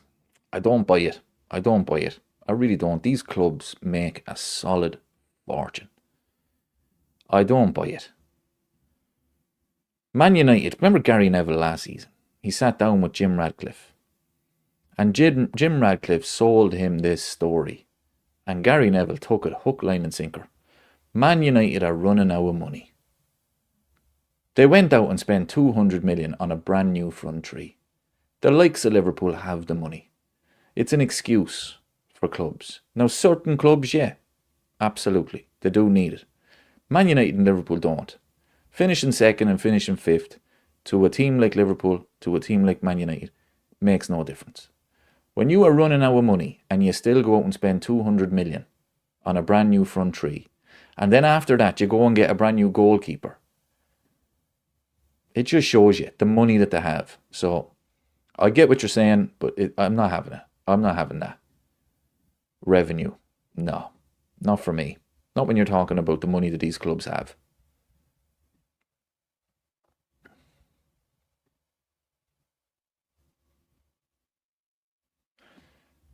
David, you won't like this, but I have gone 2-2 for tomorrow. Why would you do that, my friend? Why would you do that? I've just told you that Liverpool are getting 3 points. I don't know. Hopefully you're in the live chat tomorrow. The watch along, because I'm going to be proven right. I am. Liverpool are winning this game, people.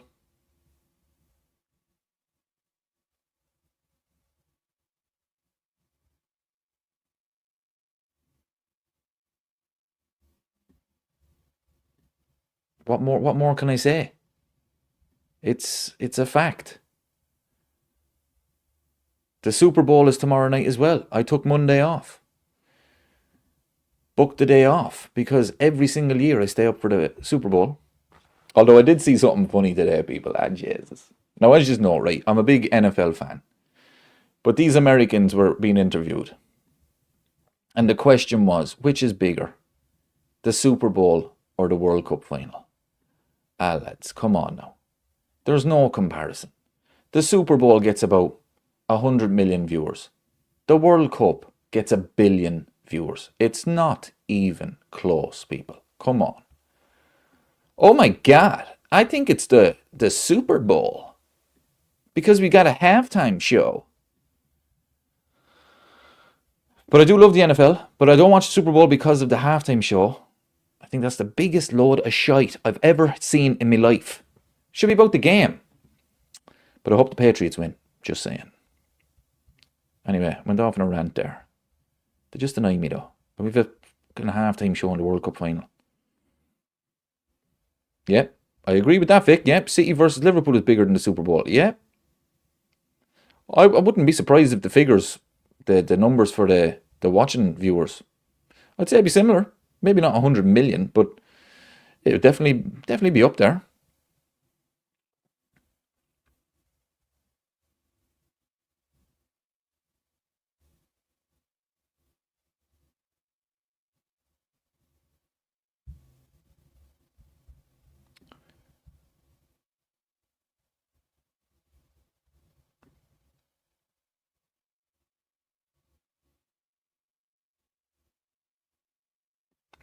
John asks, "Hi Dave, how many signings do we make in the summer and what positions?"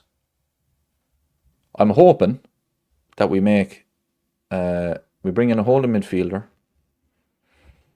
and we bring in, we need another centre half, and I'm hoping for a replacement for Cody Gakpo. Somebody with pace. We'll see. Damon says, "Am I the only person that wants you to do a full stream in an American accent?" Oh my God, what a request that is. Can you imagine that? I mean, a stream, right, say this one, it's 1 hour, 37 minutes already, right? So when I do a watch along for Liverpool match, you're talking maybe 3 hours I'd be on sometimes. That would be exhausting. Oh my God, can you imagine? That would be so tiring. We've 81 likes, people. We're so close. 19 away from the target. The target is 100.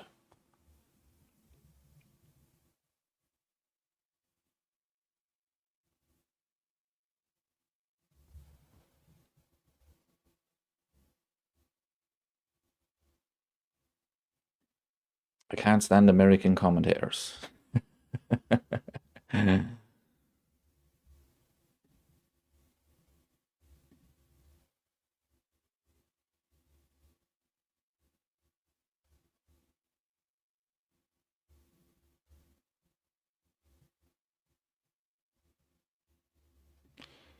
don't get it. Why do you like the NFL? The game itself is just too weird. Players with helmets and padding. Come on. Tactical, my friend. It's a tactical game. It's like chess. Oh, I find it very intriguing. I really do. I remember it was the Super Bowl 2019. The New England Patriots were playing the LA Rams. The score was 10-3. That was the final score. And I thought it was one of the best Super Bowls I've ever seen. I just thought it was like a game of chess. Really intriguing. So yeah, look, I mean, it's not everybody's cup of tea. I won't be doing a watch along because it's on way too late. But no, I really do enjoy it. I really do enjoy it. I would rather a low scoring game than a high scoring game. I just think defensively, it's like a chess game.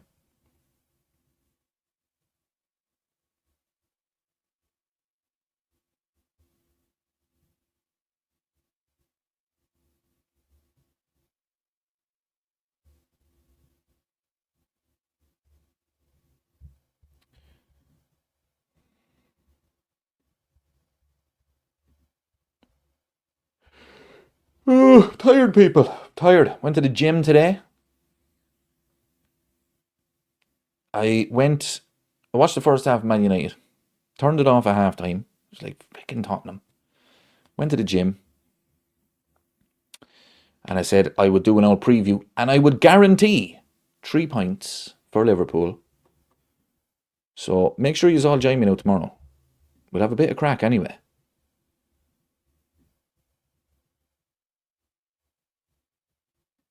Because I'm guaranteeing 3 points.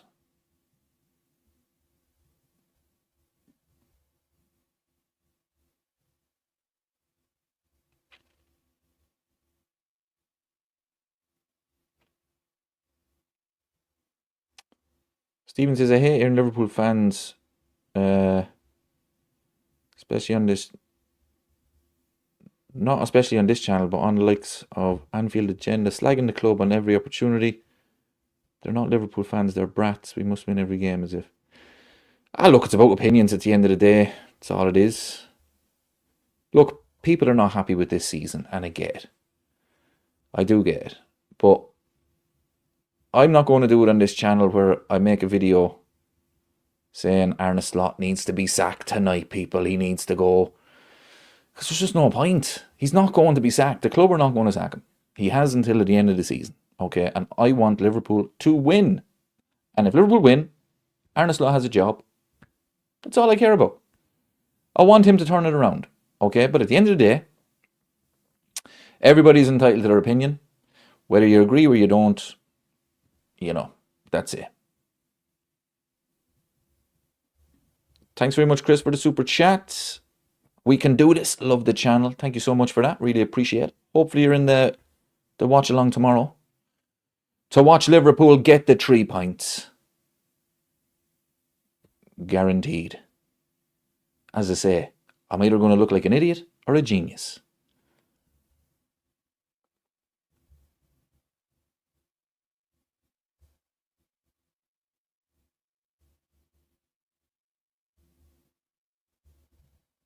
Vic asks, why Arsenal deserving to be champions? Because they're top of the table. If you are top of the table, after 38 games, I don't care if you score 38 goals and win every game 1-0, you deserve to win the league. It's that simple. You know, we deserved to win it last season. Man City deserved to win it the season before. And if Arsenal get over the line, then Arsenal deserve to win the league. Damon says, creeping up to 10,000 subscribers, all the work is paying off. Yeah, I really appreciate it. Channel's going really well. Just over 7,000 subscribers. But we're building a community here, people. A community of Liverpool fans, and of course Vic. But he's more than welcome. Fair play to him. He's a big supporter of the channel. He's always in the live streams. Always during the watch-alongs. He gives us a bit of stick, but no, fair play to him. He's more than welcome. But yeah, the channel is going really well. Eliza John asked, David, did you put much money on Liverpool to win the Champions League? I don't gamble anymore, my friend. Gave it up. I didn't have a problem, but it was just a waste of time. I was just losing a lot. So I said, you know what? That's it. So I haven't gambled in years. I was just, where I'm working, people, years ago, the amount of people that were obsessed with gambling. Cheltenham used to be unbelievable. I mean, Cheltenham was like Christmas for us. It really was. But a lot of them lads have left now, so there doesn't be the same buzz. So I haven't gambled in a few years. But, yeah, back in the day, it used to be good old crack. But no, not anymore. But I do like to keep an eye on the odds, because the bookies are never far off. So say I keep an eye on the odds, say who's going to win the league. You know, a couple of months ago, it was Arsenal were odds-on favourites. And I was thinking, the bookies are never wrong. You know, if they had, say, City and Arsenal kind of even money, you'd be thinking, oh, the bookies are not taking Arsenal seriously. But they always did.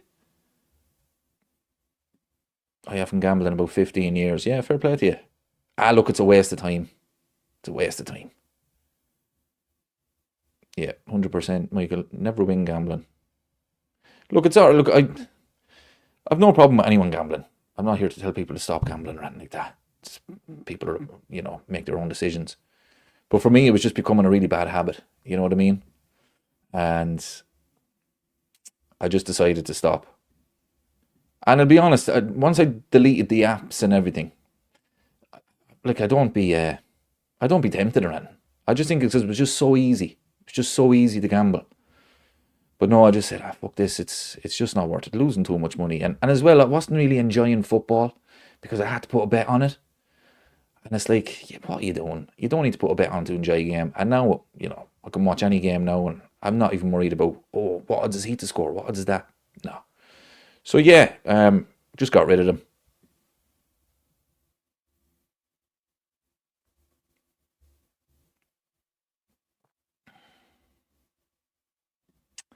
Do you think there should be a bonus point in the Premier League for keeping a clean sheet and winning by 3-goal margin? No, definitely not a bonus point for. Should be a bonus point in Premier League for keeping a clean sheet. No, definitely not a bonus point for keeping a clean sheet. No way. I'd go with an extra point for. Yeah, 3 goals could be interesting, but definitely not keeping a clean sheet because. No, not for me with the clean sheet. You'd have teams be going for it and then they just park the bus.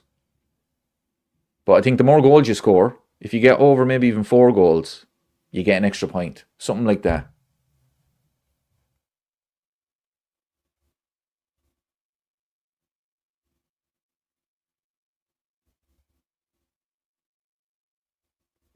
Michael says, but I bet you Liverpool win tomorrow.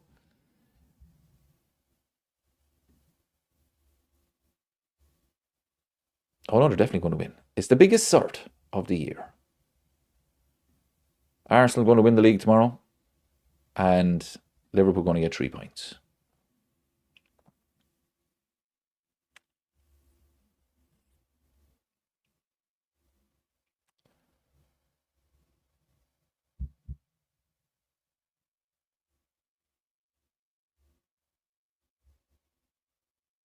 Stephen says the game would be finished with the extra point.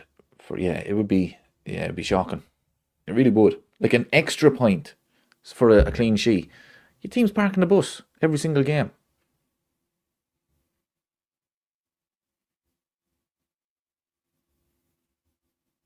So, no, I don't think it'll work. What could work to stop teams parking the bus is you don't get any points for a 0-0 draw. Something like that, if they want to make it. But I tell you what annoys me as well. When people say it's entertainment. When they're complaining about teams parking the bus, and I do get it, don't get me wrong, I do get it. People say, no, it's entertainment. It's about winning, people. It's about winning. I want Liverpool to win. That's all it is.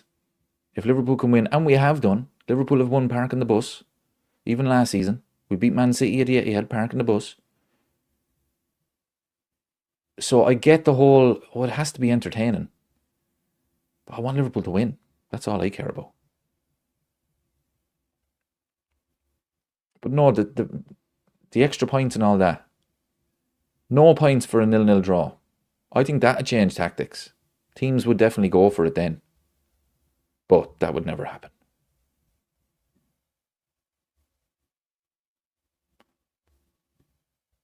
I think a hooter system is needed. Too many goals scored and added on time, where maybe there's 5 minutes stoppage time, yet 7 minutes are played. Happens so often. Yeah, I don't know. See, the problem with the hooter is, don't the women have the hooter, do they? Or is that just in the Gaelic? In the GA? Does the women's soccer team have the hooter, no? I don't watch women's football. But some sport has it. I think it is the women's GA. To me, it wouldn't work, people. Well, the Americans have it. The basketball has it. Obviously, the NFL has it. But the thing that I don't like is the crowd shouting, 5, 4, 3. No, I don't think the hooter would work. Yeah, the ladies have it in the GAA. Yeah, it's not for me. It's just a crowd. 5, 4, 3, 2, 1, way. No, it should be up to the referee. Do you know what was... this... I couldn't believe it, people. It still annoys me. when United won the treble, I seen something on Twitter the other day. It was the injury time of that game. They showed it. People, there was 3 minutes injury time. 3 minutes. I'm not exaggerating. There was 3 minutes injury time in that game. Bayern Munich conceded 2 goals in 3 minutes. But I was just thinking, like, can you imagine if that was today? How can you only add on 3 minutes? That wasn't even an issue back then. Wasn't even an issue.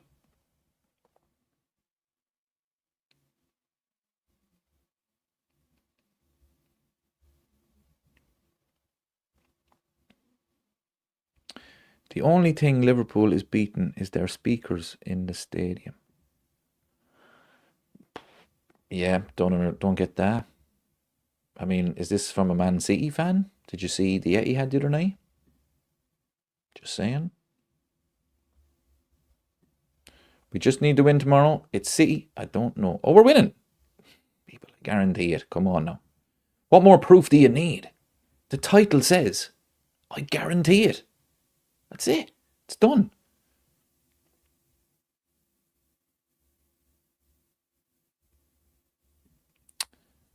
I don't agree. We are completely disregarding the element of defence. 0-0 means both sets of defenders did their job. Why punish them for attacker failures?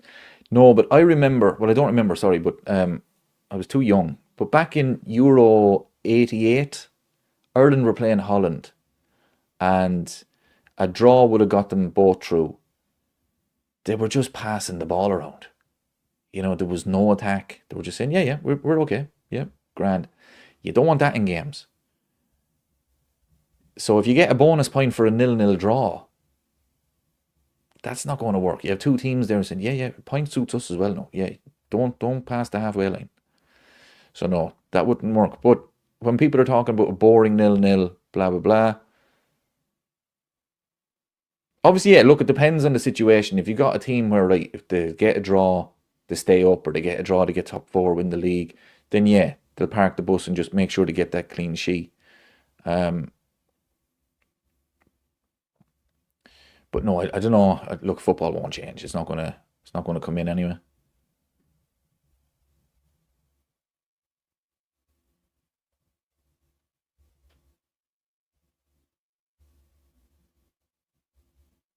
Oh, it's a United supporter in the chat. You're having one of your better seasons for the last, 13 years. But no trophy this season. Just saying, no trophy. That ship has sailed.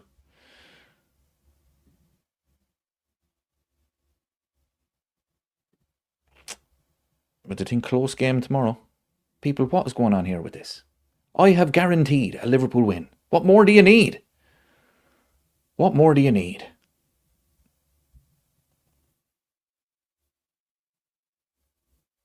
There you go. Exactly. Finally, someone says it. If the title says so, then of course we will. We're going to win the league for Arsenal tomorrow. I guarantee it.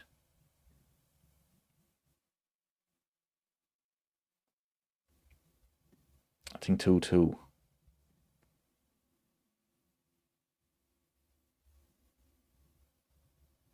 I don't know. I'm going 2-1, people. What's going on here, people? 3-1 City. Are they not reading the title? What is going on?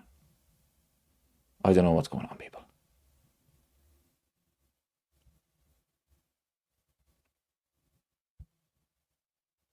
Oh yeah, look, Liverpool need the 3 points. I'm just saying it's going to help Arsenal. I'm not saying Liverpool need to win to win Arsenal the league or anything. No. But it is going to get Arsenal the league title, first title in 22 years. It's going to be unbearable, people.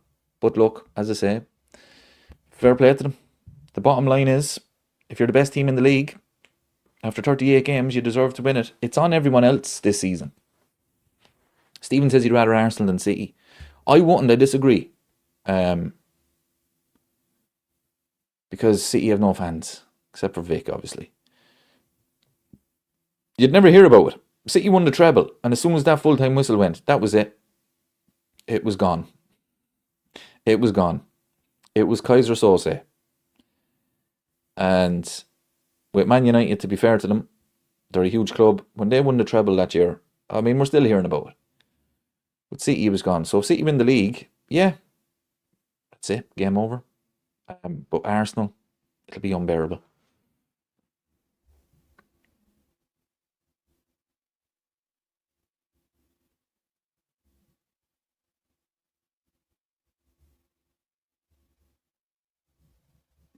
If Forest can win there, what stops City? You're going back to October?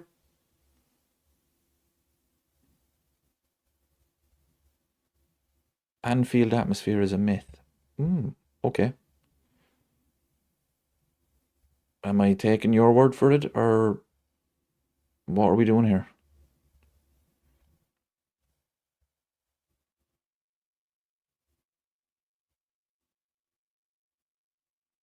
Brilliant. Brilliant response. Forest won at Anfield last season too, but we won the title. Correct.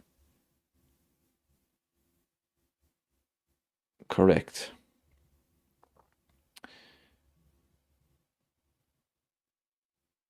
Are you wearing your lucky underpants tomorrow, Dave? If so, can you show it? Oh, I don't know.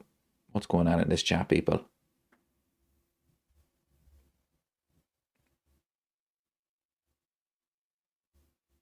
Alan Shearer said Anfield is the best atmosphere in the world. I mean, people, the proof is out there. Come on. The amount of managers, players, everyone has said it about Anfield. Everyone. But yet rival fans say, oh, it's a myth. Oh, well then it must be. Oh no. Liverpool have speakers in there. No, they don't. No, they do not. That is not true. The atmosphere is real, people. Go ask Barcelona in 2019. And they will concur. Go ask Chelsea. In 2005. A much better Chelsea team. By far. Not even close. Chelsea. One of the best teams in Europe. Liverpool, average. Average. That crowd was not just the 12th man, the 13th, 14th and 15th man. We're playing Gaelic football now, people. We've got 15 men on the field.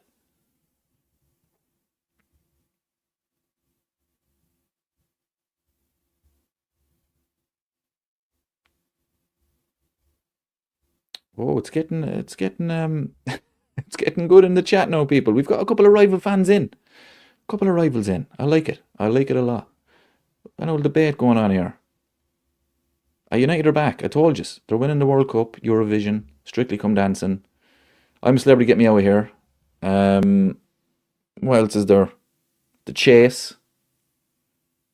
I mean, they can't win any trophies this season. The Chase. They'll win the Chase. Beat the Chasers. Beat the Chasers. Man United are sorts for it.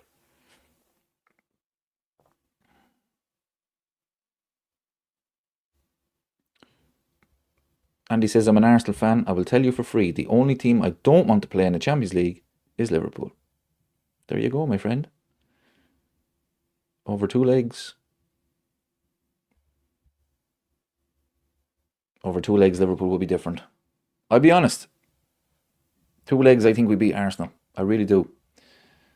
I think Arsenal will have the league wrapped up by then. Say if it was the semi-final. I think Liverpool will beat them over 2 legs. But you never know. Arsenal's confidence will be sky high.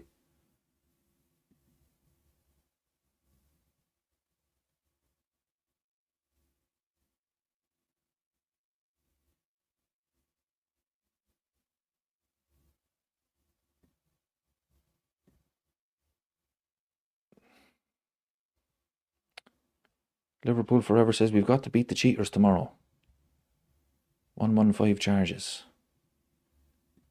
I've guaranteed it. We're winning tomorrow. Putting pressure on our biggest rivals, United. We've 89 likes, people. We're so close. Make sure you hit the like button, everybody. Really appreciate it.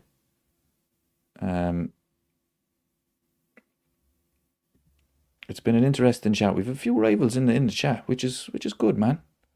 We're getting a debate going. Bit of banter. I like it.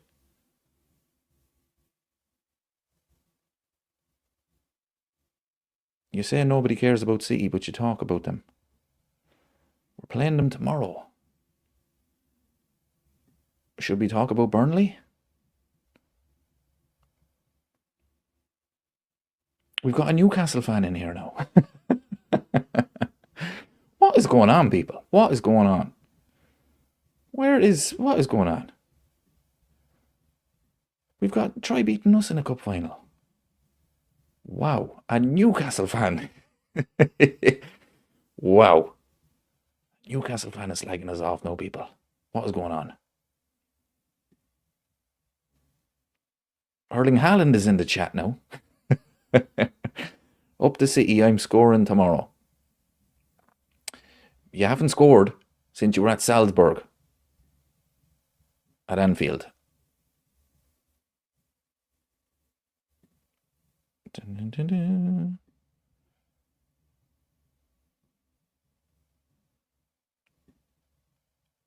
Yeah, this is good now, people. I'm liking this now. Bit of banter in it now. I like it. Everybody's welcome. Just keep it civil now. Nothing too keep the comments civil now. Come on now. We're having a bit of banter. Let's not get insulting or anything like that.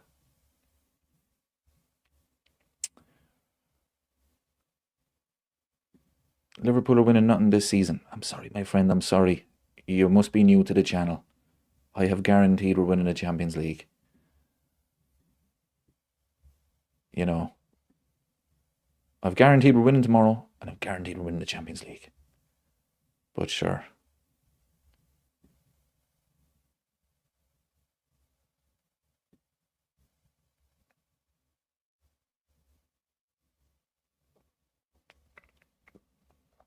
Newcastle Football. Is that the official Newcastle Football Club in the chat? What's going on, people? They just lost to Brentford at home, and now they're in the chat.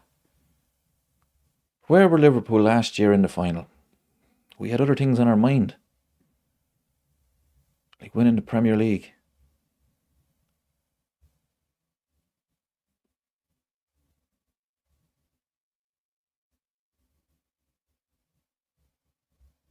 But is it the official Newcastle Football Club FC in the chat? More than welcome, of course. More than welcome. But yeah, all joking aside. Winning Champions League with Havertz, yeah.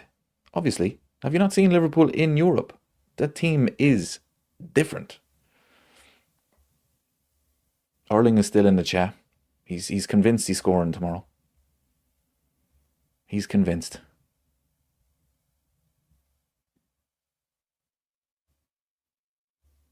LFC says we better, otherwise we will be well off top 5. People, come on now. Why are you not taking me seriously?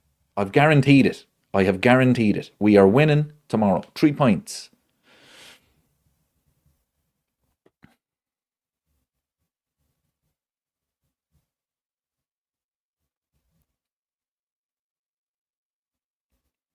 Erling says you should probably go to bed. Yeah, you have a big game tomorrow. You're up against the greatest centre-half in Premier League history.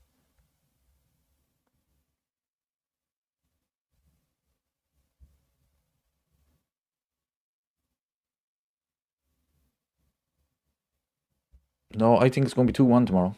I'm convinced.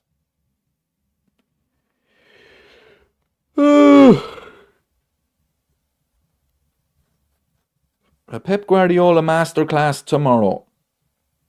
People, what is going on with you? Like, seriously, come on now. What is going on? I've said it before and I'll say it again. Read the title. I guarantee Liverpool will beat Man City. I don't know what more I can say, people. And he has it at 2-2. I don't know, people. I just don't know.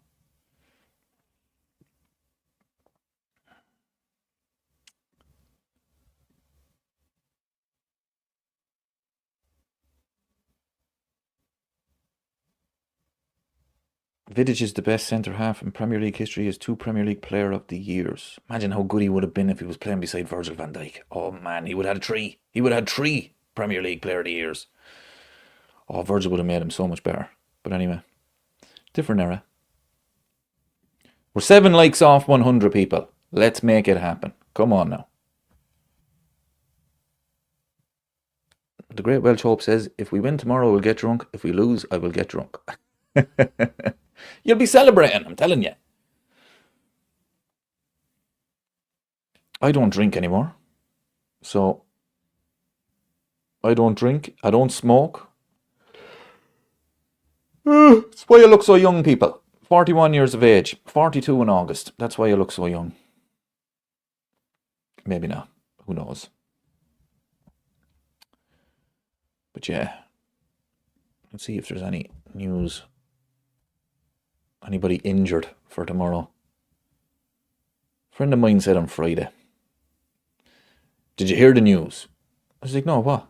Haaland is not playing on Sunday. This is a Liverpool fan, by the way. Haaland is not playing on Sunday. I said, who said that? Oh, Pep Guardiola said in a press conference.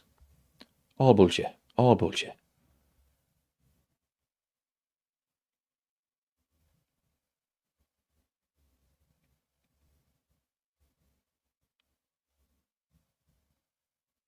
What do you think of Oxlade-Chamberlain going to Celtic? Delighted for him. I think that's deadly. I really do. I'm delighted for him. I think Oxlade, no, as I've said earlier, I use the word legend a lot on this channel. But for me, Oxlade-Chamberlain is a legend. I was always a big fan of his. In 2018, he injured the knee just as he was getting going. And he never really fully recovered from it. He obviously played again. And he had a good season in 2022. But he never really got back to how good he was. But I'm delighted now. He's going to a big club. And I hope it goes well for him till the end of the season. I really do. He's only 32. Celtic got out of jail today versus Dundee. Yeah, I was watching a bit of it.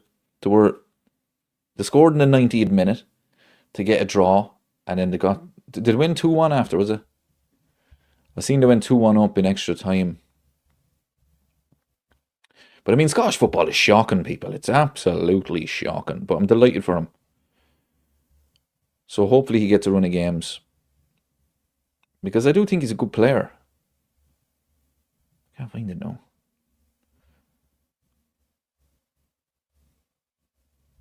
I'll be alright too. Let me know, what was the score in that game? Yeah, 2-1. Legend or leg end.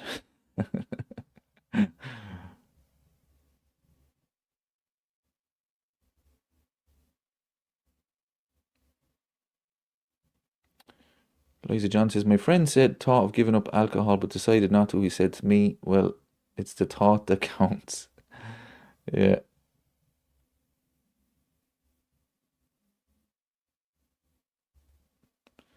Andy Carroll is in the chat now. Is this the real Andy Carroll? The real Erling Haaland is in the chat, and the real Andy Carroll. Probably not, but anyway. And the real Newcastle United. Even though they lost 3-2 to Brentford tonight.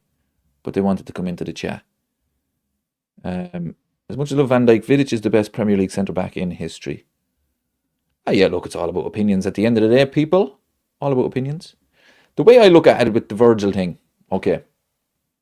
And look, it's no disrespect to Vidic or Ferdinand or Terry or any of them. But I just don't think, where Liverpool were in 2018 when Virgil came in, I don't think those players get Liverpool to where Virgil got them. I don't think they make Joe Gomez look unbelievable because Virgil did. I don't think they make Matip look unbelievable because Virgil did. I don't think they make Kanate look unbelievable because Virgil did. But as I say, look, they're all great players. But I just think the importance of Virgil to Liverpool far outweighed Vidic, Ferdinand, Terry. Because Vidic had Ferdinand, Terry had Carvalho, Ferdinand had Vidic. And I just think, like, who has been Virgil van Dijk's main centre-half partner in his entire Liverpool career? You'd probably say Kanate, but I don't think anybody in the Premier League, anybody in the Big Six, or even say the top teams that are going for the top four, I don't think they take Konate. Back when Joe Gomez was playing, would anybody take Joe Gomez? Back when Matip was playing, would anybody take Matip? Virgil brought those players to a different level. And that's just where I think that Virgil was just better than them. But as I said, they're all great players. I mean, Vidic was a madman. Vidic just put his head out anywhere. He really would. But that's just my opinion, as I say. But yeah, as I said, they're all great players. Like John Terry was a very good player. He was very underrated passing as well. He really was. But look, it's about opinions at the end of the day, people. About opinions.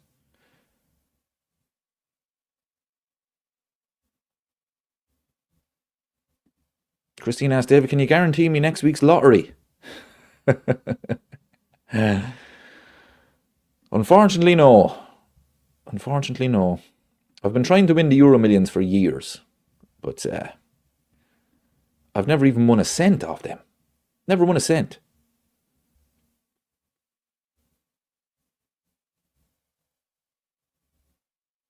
Andy asks, serious question, you know Salah and Virgil on the back end of their careers in the Prem, who do you want to replace them? Well, I actually thought Mark Ahey was going to be Virgil's long-term replacement. I don't know who you get to replace Salah. I think Jeremy Frimpong is going to be his replacement. I'm not saying he's anywhere near Salah. He's not. I don't think we can replace Salah because he's been that good. You're never going to get a player to get that amount of goals, that amount of assists. I don't think it's possible.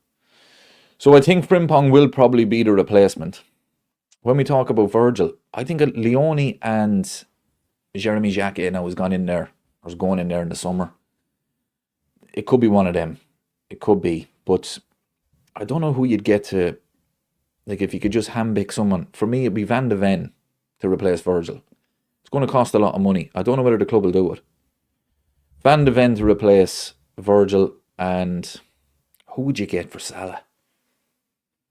I honestly don't know who you get out there for Salah. But I do think it's going to be Frimpong. But Salah is just, I mean, the numbers that man put up over the years. Crazy stuff.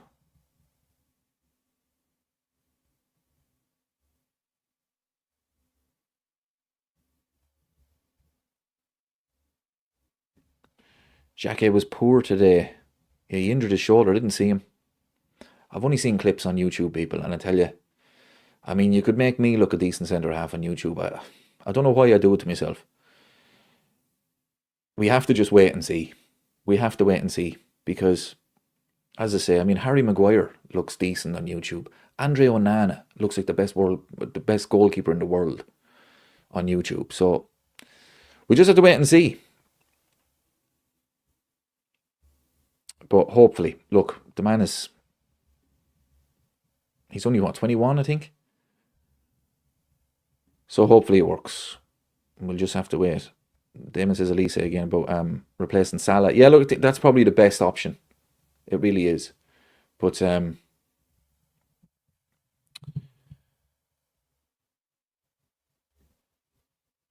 I say, I don't think whoever you get, you're not replacing the goals and the assists that man got. Unbelievable.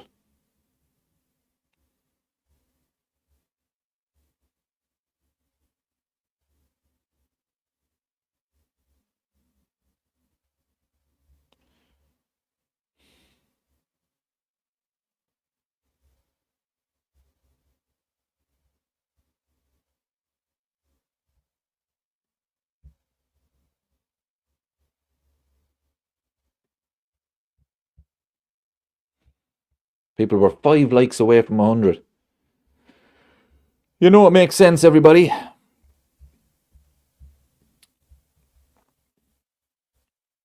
5 likes away.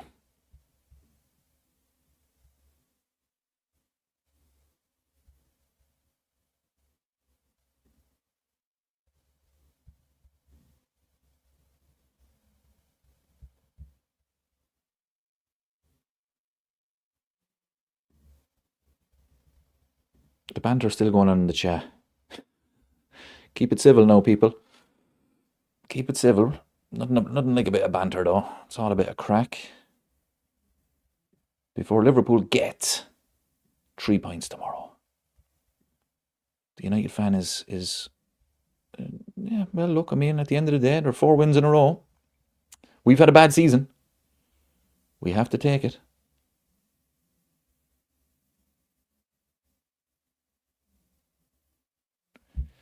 And he says, I told Liverpool fans in the summer buying Isak was a mistake. That money should have gone on your defence. Too many times, one long ball has undone Liverpool. Yeah, it was a lot of money, to be fair. It really was. I was surprised. I mean, Jamie Carragher mentioned it as well. When we signed Ekitike for 90 million, I think it then should have been, right, we're going to get Ekitike's backup. We're going to get somebody who knows his role, sit on the bench, he'll come on, all of that. But there is no denying that Isak is a quality player. It just hasn't worked out at Liverpool yet. Now, obviously, he's out injured. But yeah, I do agree with you. We should have really kind of went in and tried to get defenders. We thought we were getting Mark A. And I think a holding midfielder as well. I think that's the one position we really missed out on. But no, I've no real worries when it comes to Isak. I have to be honest. I think he will come good. He's quality. But I wonder, will Liverpool and Arne Slot, will they go 2 up top? Because if Ekitike continues the way he's playing, it doesn't matter whether it's the end of this season when Isak comes back or the start of next season. You cannot drop Ekitike. You can't. So I just wonder, will he go 2 up top with Havertz in the number 10 then, behind them? I just wonder. Because it could be set up for it. Try it. I mean, could it be maybe 3 at the back next season? Kirkes and Frimpong then as the wing backs? I don't know. But I think 2 up top could be, with Havertz there, it could be good now. Great Welsh Hope says, talk of Valley getting 1-year extension, hope so. Oh, honestly, people, if he gets a 1-year extension, happy days. We don't have the replacement for him. Marmadashvili, for me, look, he's a backup. He's a backup. So hopefully Alisson finishes his career at Liverpool. The holy goalie, we need him.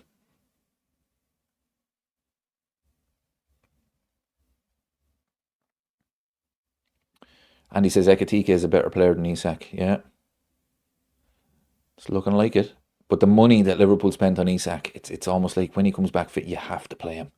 You cannot spend that money on a sub. You just can't. But the same can be said about Ekitike. 90 million for a player. He had to play. So yeah, it's an interesting one. It really is. Liza John is heading off. Thanks very much for joining us. See you tomorrow for the guaranteed 3 points. Guaranteed. Absolute guaranteed.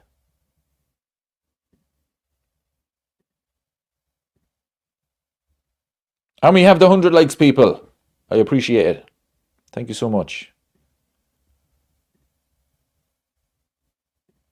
So at the start of the stream, I said, we're getting 100 likes and we're getting 3 points tomorrow. So there we go.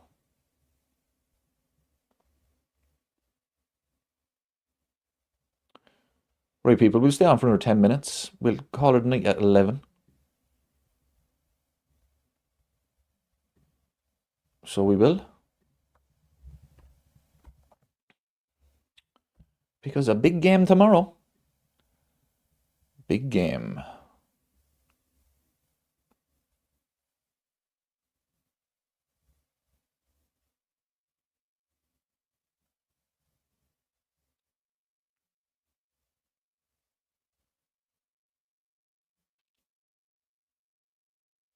What do you think of Harvey Elliott?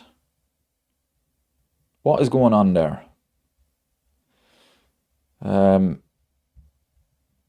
Was he in the squad today? No. I see a few things online here talking about him. I mean, it's a bizarre one. It really is. Because I thought it was a good move for him. And he just has not played. He wasn't in the squad today. yeah, I don't know what's going to happen with him. I mean, Arne Slot doesn't rate him. That's disappointing. But look, I've always said about Harvey Elliott, I think he's better off the bench. But the fact that Unai Emery hasn't given him a chance is surprising. It really is. And Villa are having a great season. So then they'd look at it and think, well, look, there's no real place for you. So I'm surprised. Because when he made the move, I was thinking, brilliant. Playing for a good coach. Villa, club on the rise. Just has not worked out for him.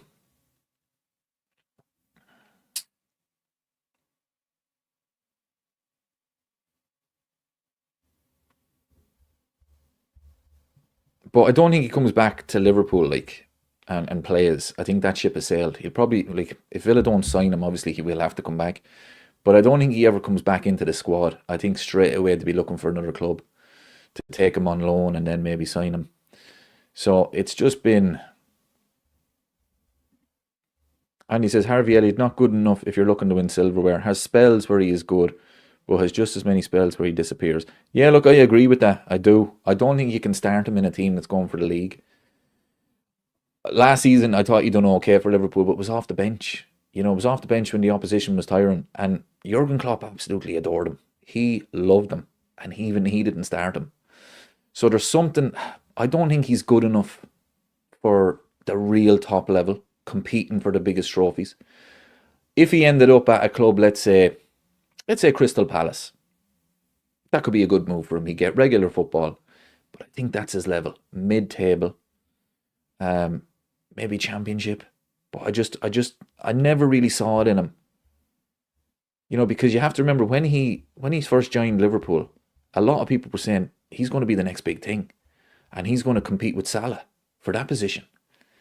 And you could see it fairly early. It's not going to happen.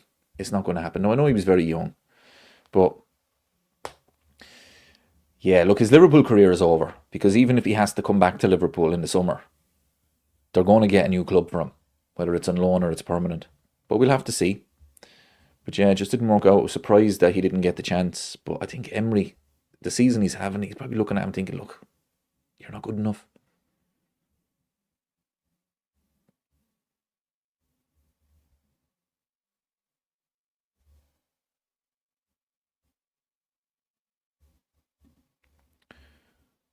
It's me says, I may come across, as some might say, a plastic fan, but I will take anything that stops Arsenal from winning the league.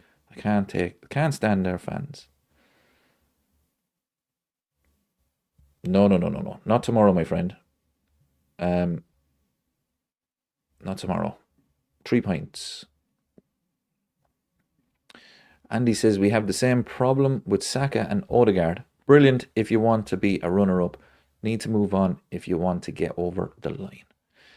Yeah, fair play to you, Andy. I mean, I think you're the first Arsenal fan to really come out and criticise Saka. He's been so poor. He really has. He's been really poor. Really poor. And I think the hype, I think that's all it is. He was good a couple of seasons ago. Odegaard for me is not good enough for Arsenal. As well, he was decent a couple of seasons ago. But I think they have to step up if they want to stay at Arsenal. I think Saka is okay. He's after signing a new deal. Arsenal fans love him. He's the star boy. We get it. But for me, he's not good enough. Or he hasn't been good enough. Odegaard for me is not good enough. He's not good enough for Arsenal. How he's the captain of Arsenal, I never know. But I think Saka definitely has the talent. He's just not been consistent enough with it. But I do think he's got over the line this season. I really do. But I think Declan Rice needs to be Arsenal's captain. In my opinion, the former Irishman, Declan Rice.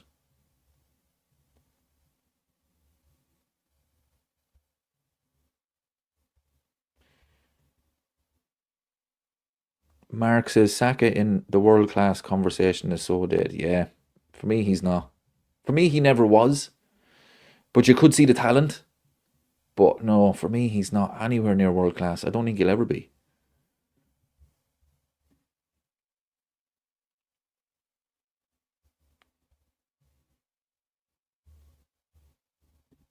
Saka is a one-trick pony. bit like Gakpo. Well, no, he's better than Gakpo, obviously, but yeah, no, he's no, a couple of years ago, not last season, I think the season before, I thought he was excellent. He really was. Then he got the bad injury last season, though maybe it's still affecting him. But yeah, he hasn't been great. Newcastle fan says Salah is world class, Saka isn't. Well, look, if Salah is the benchmark, then Saka is nowhere near him. Nowhere near him. But I think Salah's a one-off with the assists and the goals. And his performances, not this season. And you could even say not even last season, because there was games where he wasn't playing well, and all of a sudden he get a goal, and it would just be, oh wow, Salah won us the game. But no, I think Saka has to improve a lot to get to that level.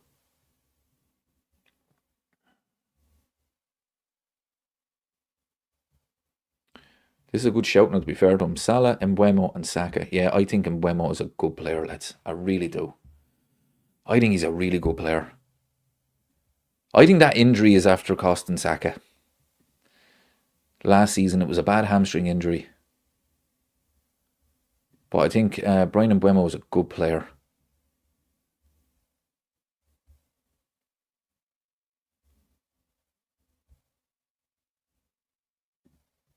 Same with Odegaard. Gets the ball, hold, pass sideways, backwards. All that achieves is helping teams get back to set up a low block. He's average. He's not good enough for Arsenal. He really isn't. I'm surprised he's still at the club. I think Mikel Arteta absolutely adores him. I don't get it. I really don't. There's no leadership qualities about Odegaard. I honestly don't rate him at all. Your thoughts on Bruno? I'm going to be honest, people, right? I've said it before. I don't like Bruno Fernandes. I think Bruno Fernandes is very, very close to being Premier League Player of the Year. Pains me to say it, because I don't like him. I don't like this giving out to the referee, blaming his teammates, all of this. But he's starting to have an unbelievable season. He really is. I have to be honest. Because Declan Rice is almost nailed on to be Player of the Year. How? How is that possible? How? You know, we had Arsenal fans early in the season saying he was having a revolutionary season. What are they talking about? For me, Bruno Fernandes, this moment, if he keeps going like he is, I think he should be Player of the Year. Because he's actually on course to breaking the assist record, I think. But as I say, I don't like him. I wouldn't like him at Liverpool because I just don't like the whinging and the giving out and everything. But you can't deny him playing as a number 10. I mean, the man is unbelievable. He really is. And the consistency he shows. But yeah, as I say, I wouldn't want him at Liverpool.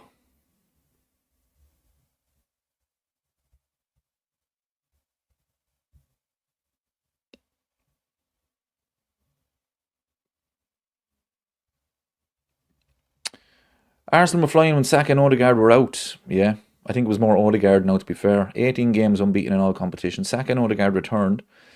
We started dropping points, struggling to break teams down. I think it's more Odegaard. I just think he's so average. He really is. He really is. I mean, I think Arsenal's midfield is Declan Rice, Zubamendi, and Mikel Moreno. I don't think Odegaard should be in the team. I think up front then it should be Saka. I'd still play him. He's not playing well, but I would still play him. On the other side, I mean, who do you go the other side? Trossard? And then up front, I mean, I personally would go with probably Havertz. But they've been saying about Arsenal, it's very, very rare that you would have a Premier League winning team, but you wouldn't pick anyone out of front four to be player of the season. And look, it's true. But I think the midfield, it should be, Odegaard shouldn't be in it, in my opinion.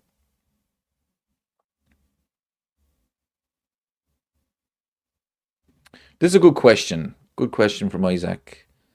If you could pick 3 United players, rivalry aside, who would you pick in this moment? It's a good question. Isaac would pick Ekitike, Soboszlai and Gravenberch. Right, I'd pick, just talent-wise, just footballing ability, As I said, I wouldn't like Bruno at Liverpool just because of the antics. But Bruno Fernandes, number one. I do like Brian Mbeumo, I have to say. Cunha is very good. You'd still worry about Man United's midfield. Casemiro obviously leaving in the summer. I'd probably go Bruno Fernandes, Mbeumo. And I mean, Kobe Mainoo is starting to play well now.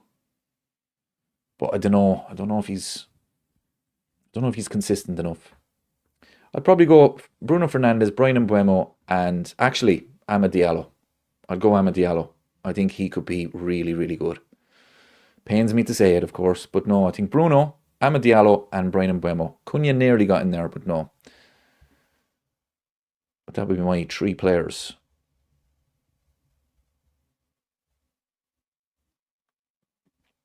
From United. Yeah, they're 3 good players. Cunha for me as well was close. But I think Amad Diallo, I think he's going to be a proper player. Pains me to say it, but I think he is. Every time I watch him, he's decent. I think he got a bad injury last season, didn't he? He missed a lot of games. But since he came back, every time you see him, you're like, oh, he's playing. Oh, United could win. And then, of course, he scored that goal against us in the FA Cup last season. Or, sorry, season before. But no, he's a good player, to be fair to him.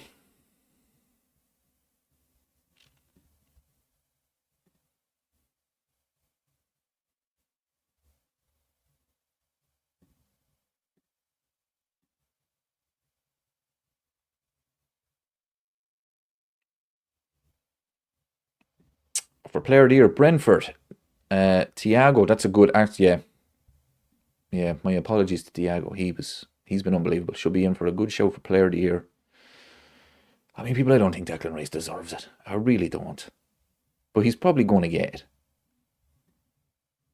He's probably going to get it. But yeah, that's a good show, Thiago. I mean, the numbers that man is getting. He scored again tonight. Your thoughts on Gyökeres? I think he's absolutely rubbish. He's not good enough for the Premier League. He's not. And this was the question mark over him last summer. Why was only Arsenal in for him? United needed a striker. Liverpool were trying to sign everybody. Okay, we ended up signing 2 strikers. Gyökeres was never even on the radar. Chelsea needed a striker. No, not Gyökeres. Why was nobody else trying to in for him? He failed at Brighton. Who else was he? He failed at Coventry. He goes out to Portugal, which is not the best league in the world. And to be fair to him, he done well in the Champions League as well. Now, the argument could be Arsenal are not playing to his strengths. I seen Stick to Football the other day. Ian Wright says they're not passing, or was it Paul Merson said they're not passing them the ball. They don't trust them with the ball, all of this. So that's fair enough. But I just don't think he's good enough for the Premier League. I really don't. And it's amazing when you think about it, because usually every Premier League winner needs that striker or needs that goal scorer. And Arsenal are going to win the league without a prolific striker. I know, look, stats-wise, you might look at his figures and think, oh, it's not too bad. I think he's got 14, 15 goals. He scored twice today. But I just don't think he's good enough. I really don't. Andy says, hold the Gyökeres thing. 6 goals in the last 8 games. Like Forts, needs a while. And Odegaard, you have been ignoring him. Yeah, look, as I said, it could be the style. It could be the style of play. You can only judge him on what we've seen. And at the moment, he doesn't look good enough. But I actually said that about Forts as well. So I was wrong about that. But look, at the end of the day, Arsenal are in the Carabao Cup final. They're going to win the league. And 13 goals now with just under half season left to play. Yeah, look, I mean, his stats are not bad. But, you know, when you watch him play, he just doesn't look great. But as you say, look, I mean, he could just need the season. But I don't know. I don't know.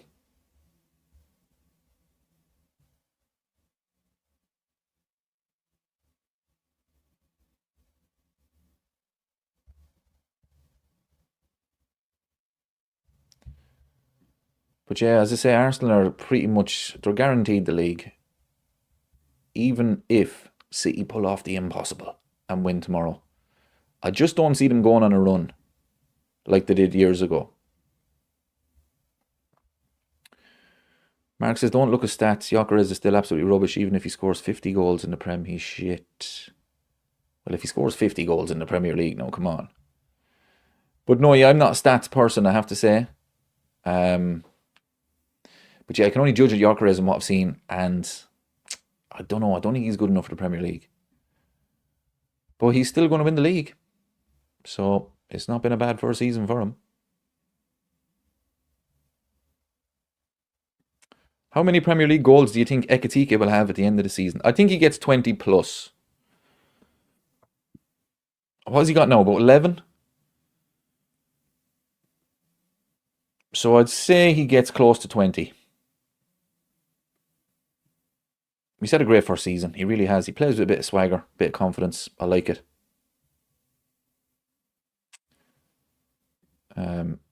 He's a good player.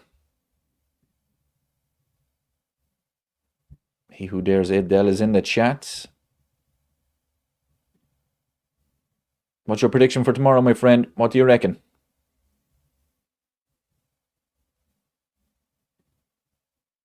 I'm going 2-1 to Liverpool. 2-0 up, and then we'll concede, because we always do a 2-0. We'll be hanging on, and we will win. We will win, people.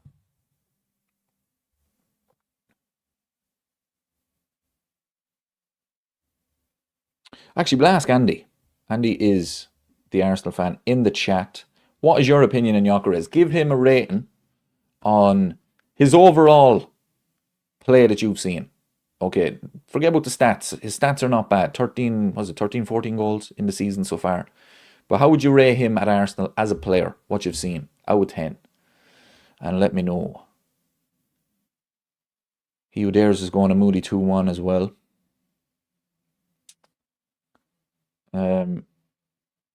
If I was to judge Gyökeres out of 10 for the season, I'd give him a 5.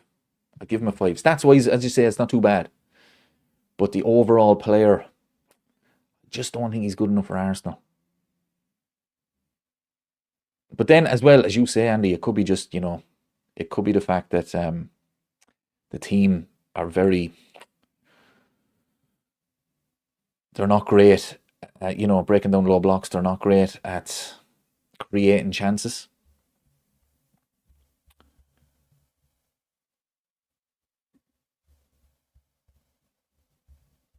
But he's going to win the league in his first season.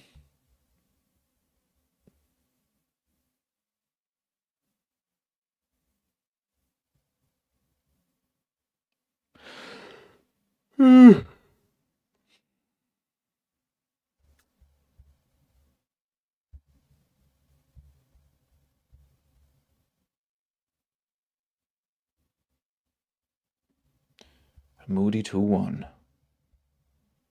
Look, it's guaranteed 3 points, so it's just about guessing the score at this stage. Oh yeah, I guarantee it, people. I guarantee it.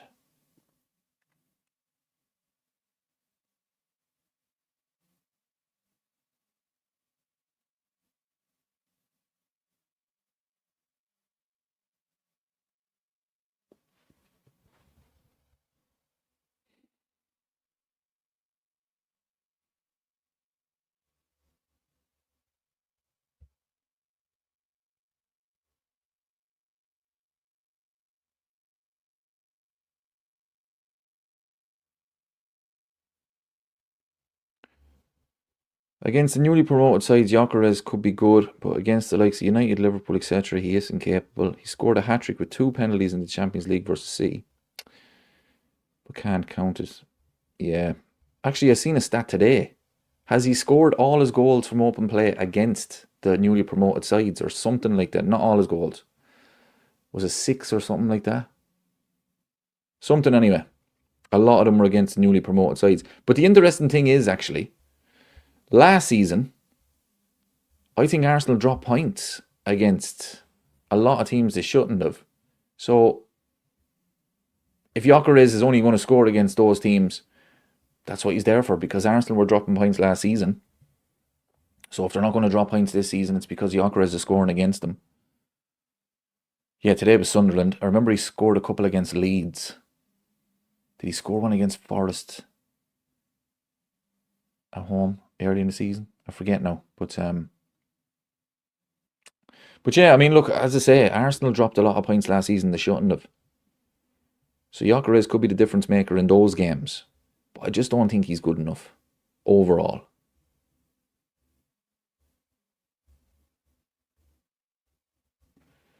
Arsenal are in a massive ascendancy. Lots of players in their prime years, and they don't lose any top players anymore. Yeah, it's true. And they're going to strengthen again in the summer. They really are. They're going to strengthen again. I said it before. If Arsenal will win the league this season, I think because, we don't know what's going to happen with United in the summer. They still need a new manager. It's probably not going to be Michael Carrick. Liverpool, we don't know what's going to happen with them. We don't know what's going to happen with Man City. Does Pep leave? I think Arsenal could easily dominate for the next 2-3 years. I really do. Yeah.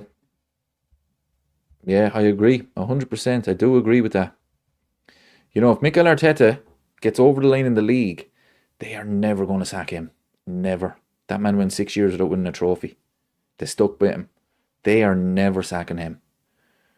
So they're solid that way with the manager. They're the only club really in the Premier League that is just, everything is kind of sorted with them. There's no real question marks about them if they win the league this season. Thanks, Christine. Hopefully chat to you tomorrow for Liverpool's guaranteed 3 points. I'm telling you now.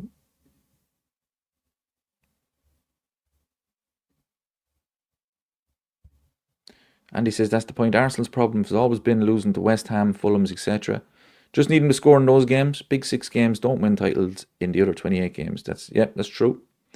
That is true. If Arsenal lose to Liverpool, Man City, Chelsea, Man United, or not lose, but if they drop points those games, but they beat everybody else, they're going to win the league. And yeah, I think Gyökeres is making a difference in those games.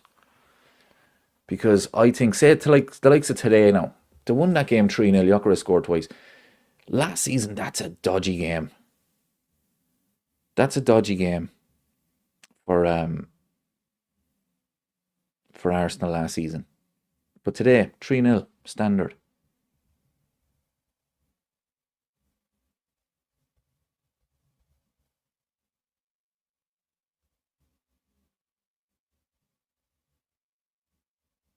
Yeah, Eze is a top player. No, they're building something that's going to last, in my opinion. But as I say, there's very, very little questions about Arsenal if they go over the line this season. Whereas Liverpool, it's nothing but question marks with the manager. Man City, does Pep stay or go? Chelsea are a shambles. Man United, we don't know what's going to happen with them. Villa, I don't see Villa ever winning the league. I just don't. And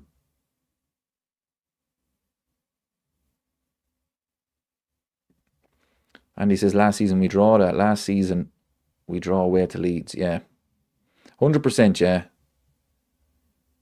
that's the difference. That's the difference this season for Arsenal. They're getting over the line in these games.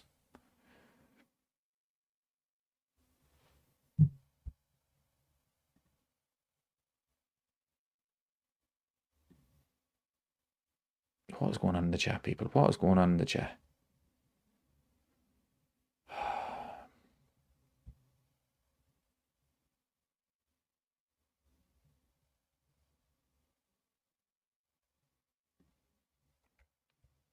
Man United are starting to be annoying again, making improvements, micro improvements, but it's still improvements. Got some top players in their prime years. It's very annoying, I have to be honest. It really is. Yeah, look, Michael Carrick is just playing without fear. He's telling them to just go out and play. Go out and express yourself. And you can see what they're doing. They're getting results.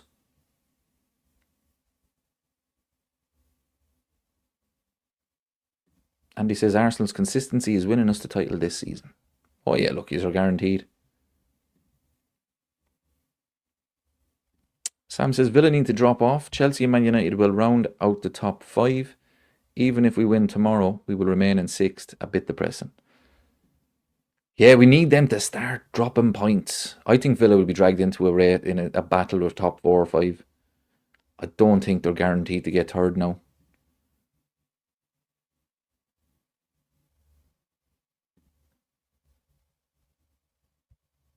A bit early for us to say that United will be good again, but it's looking good so far. It remains to be seen if we can build on this. The main thing for me is the non-fear I see in the players. They're just enjoying themselves. They're going out and enjoying themselves. They're going out and expressing themselves. It's all about, yeah, just try something. I mean, Ruben Amorim was terrified to lose games. Where I think Michael Carrick is just, we're going to win this. And it's definitely suiting Bruno Fernandes. So as much as it pains me to say it, I think Man United got it right in the summer transfer window. And you're starting to see the quality of them players now. Ruben Amorim was a fraud. Yeah, I have to agree.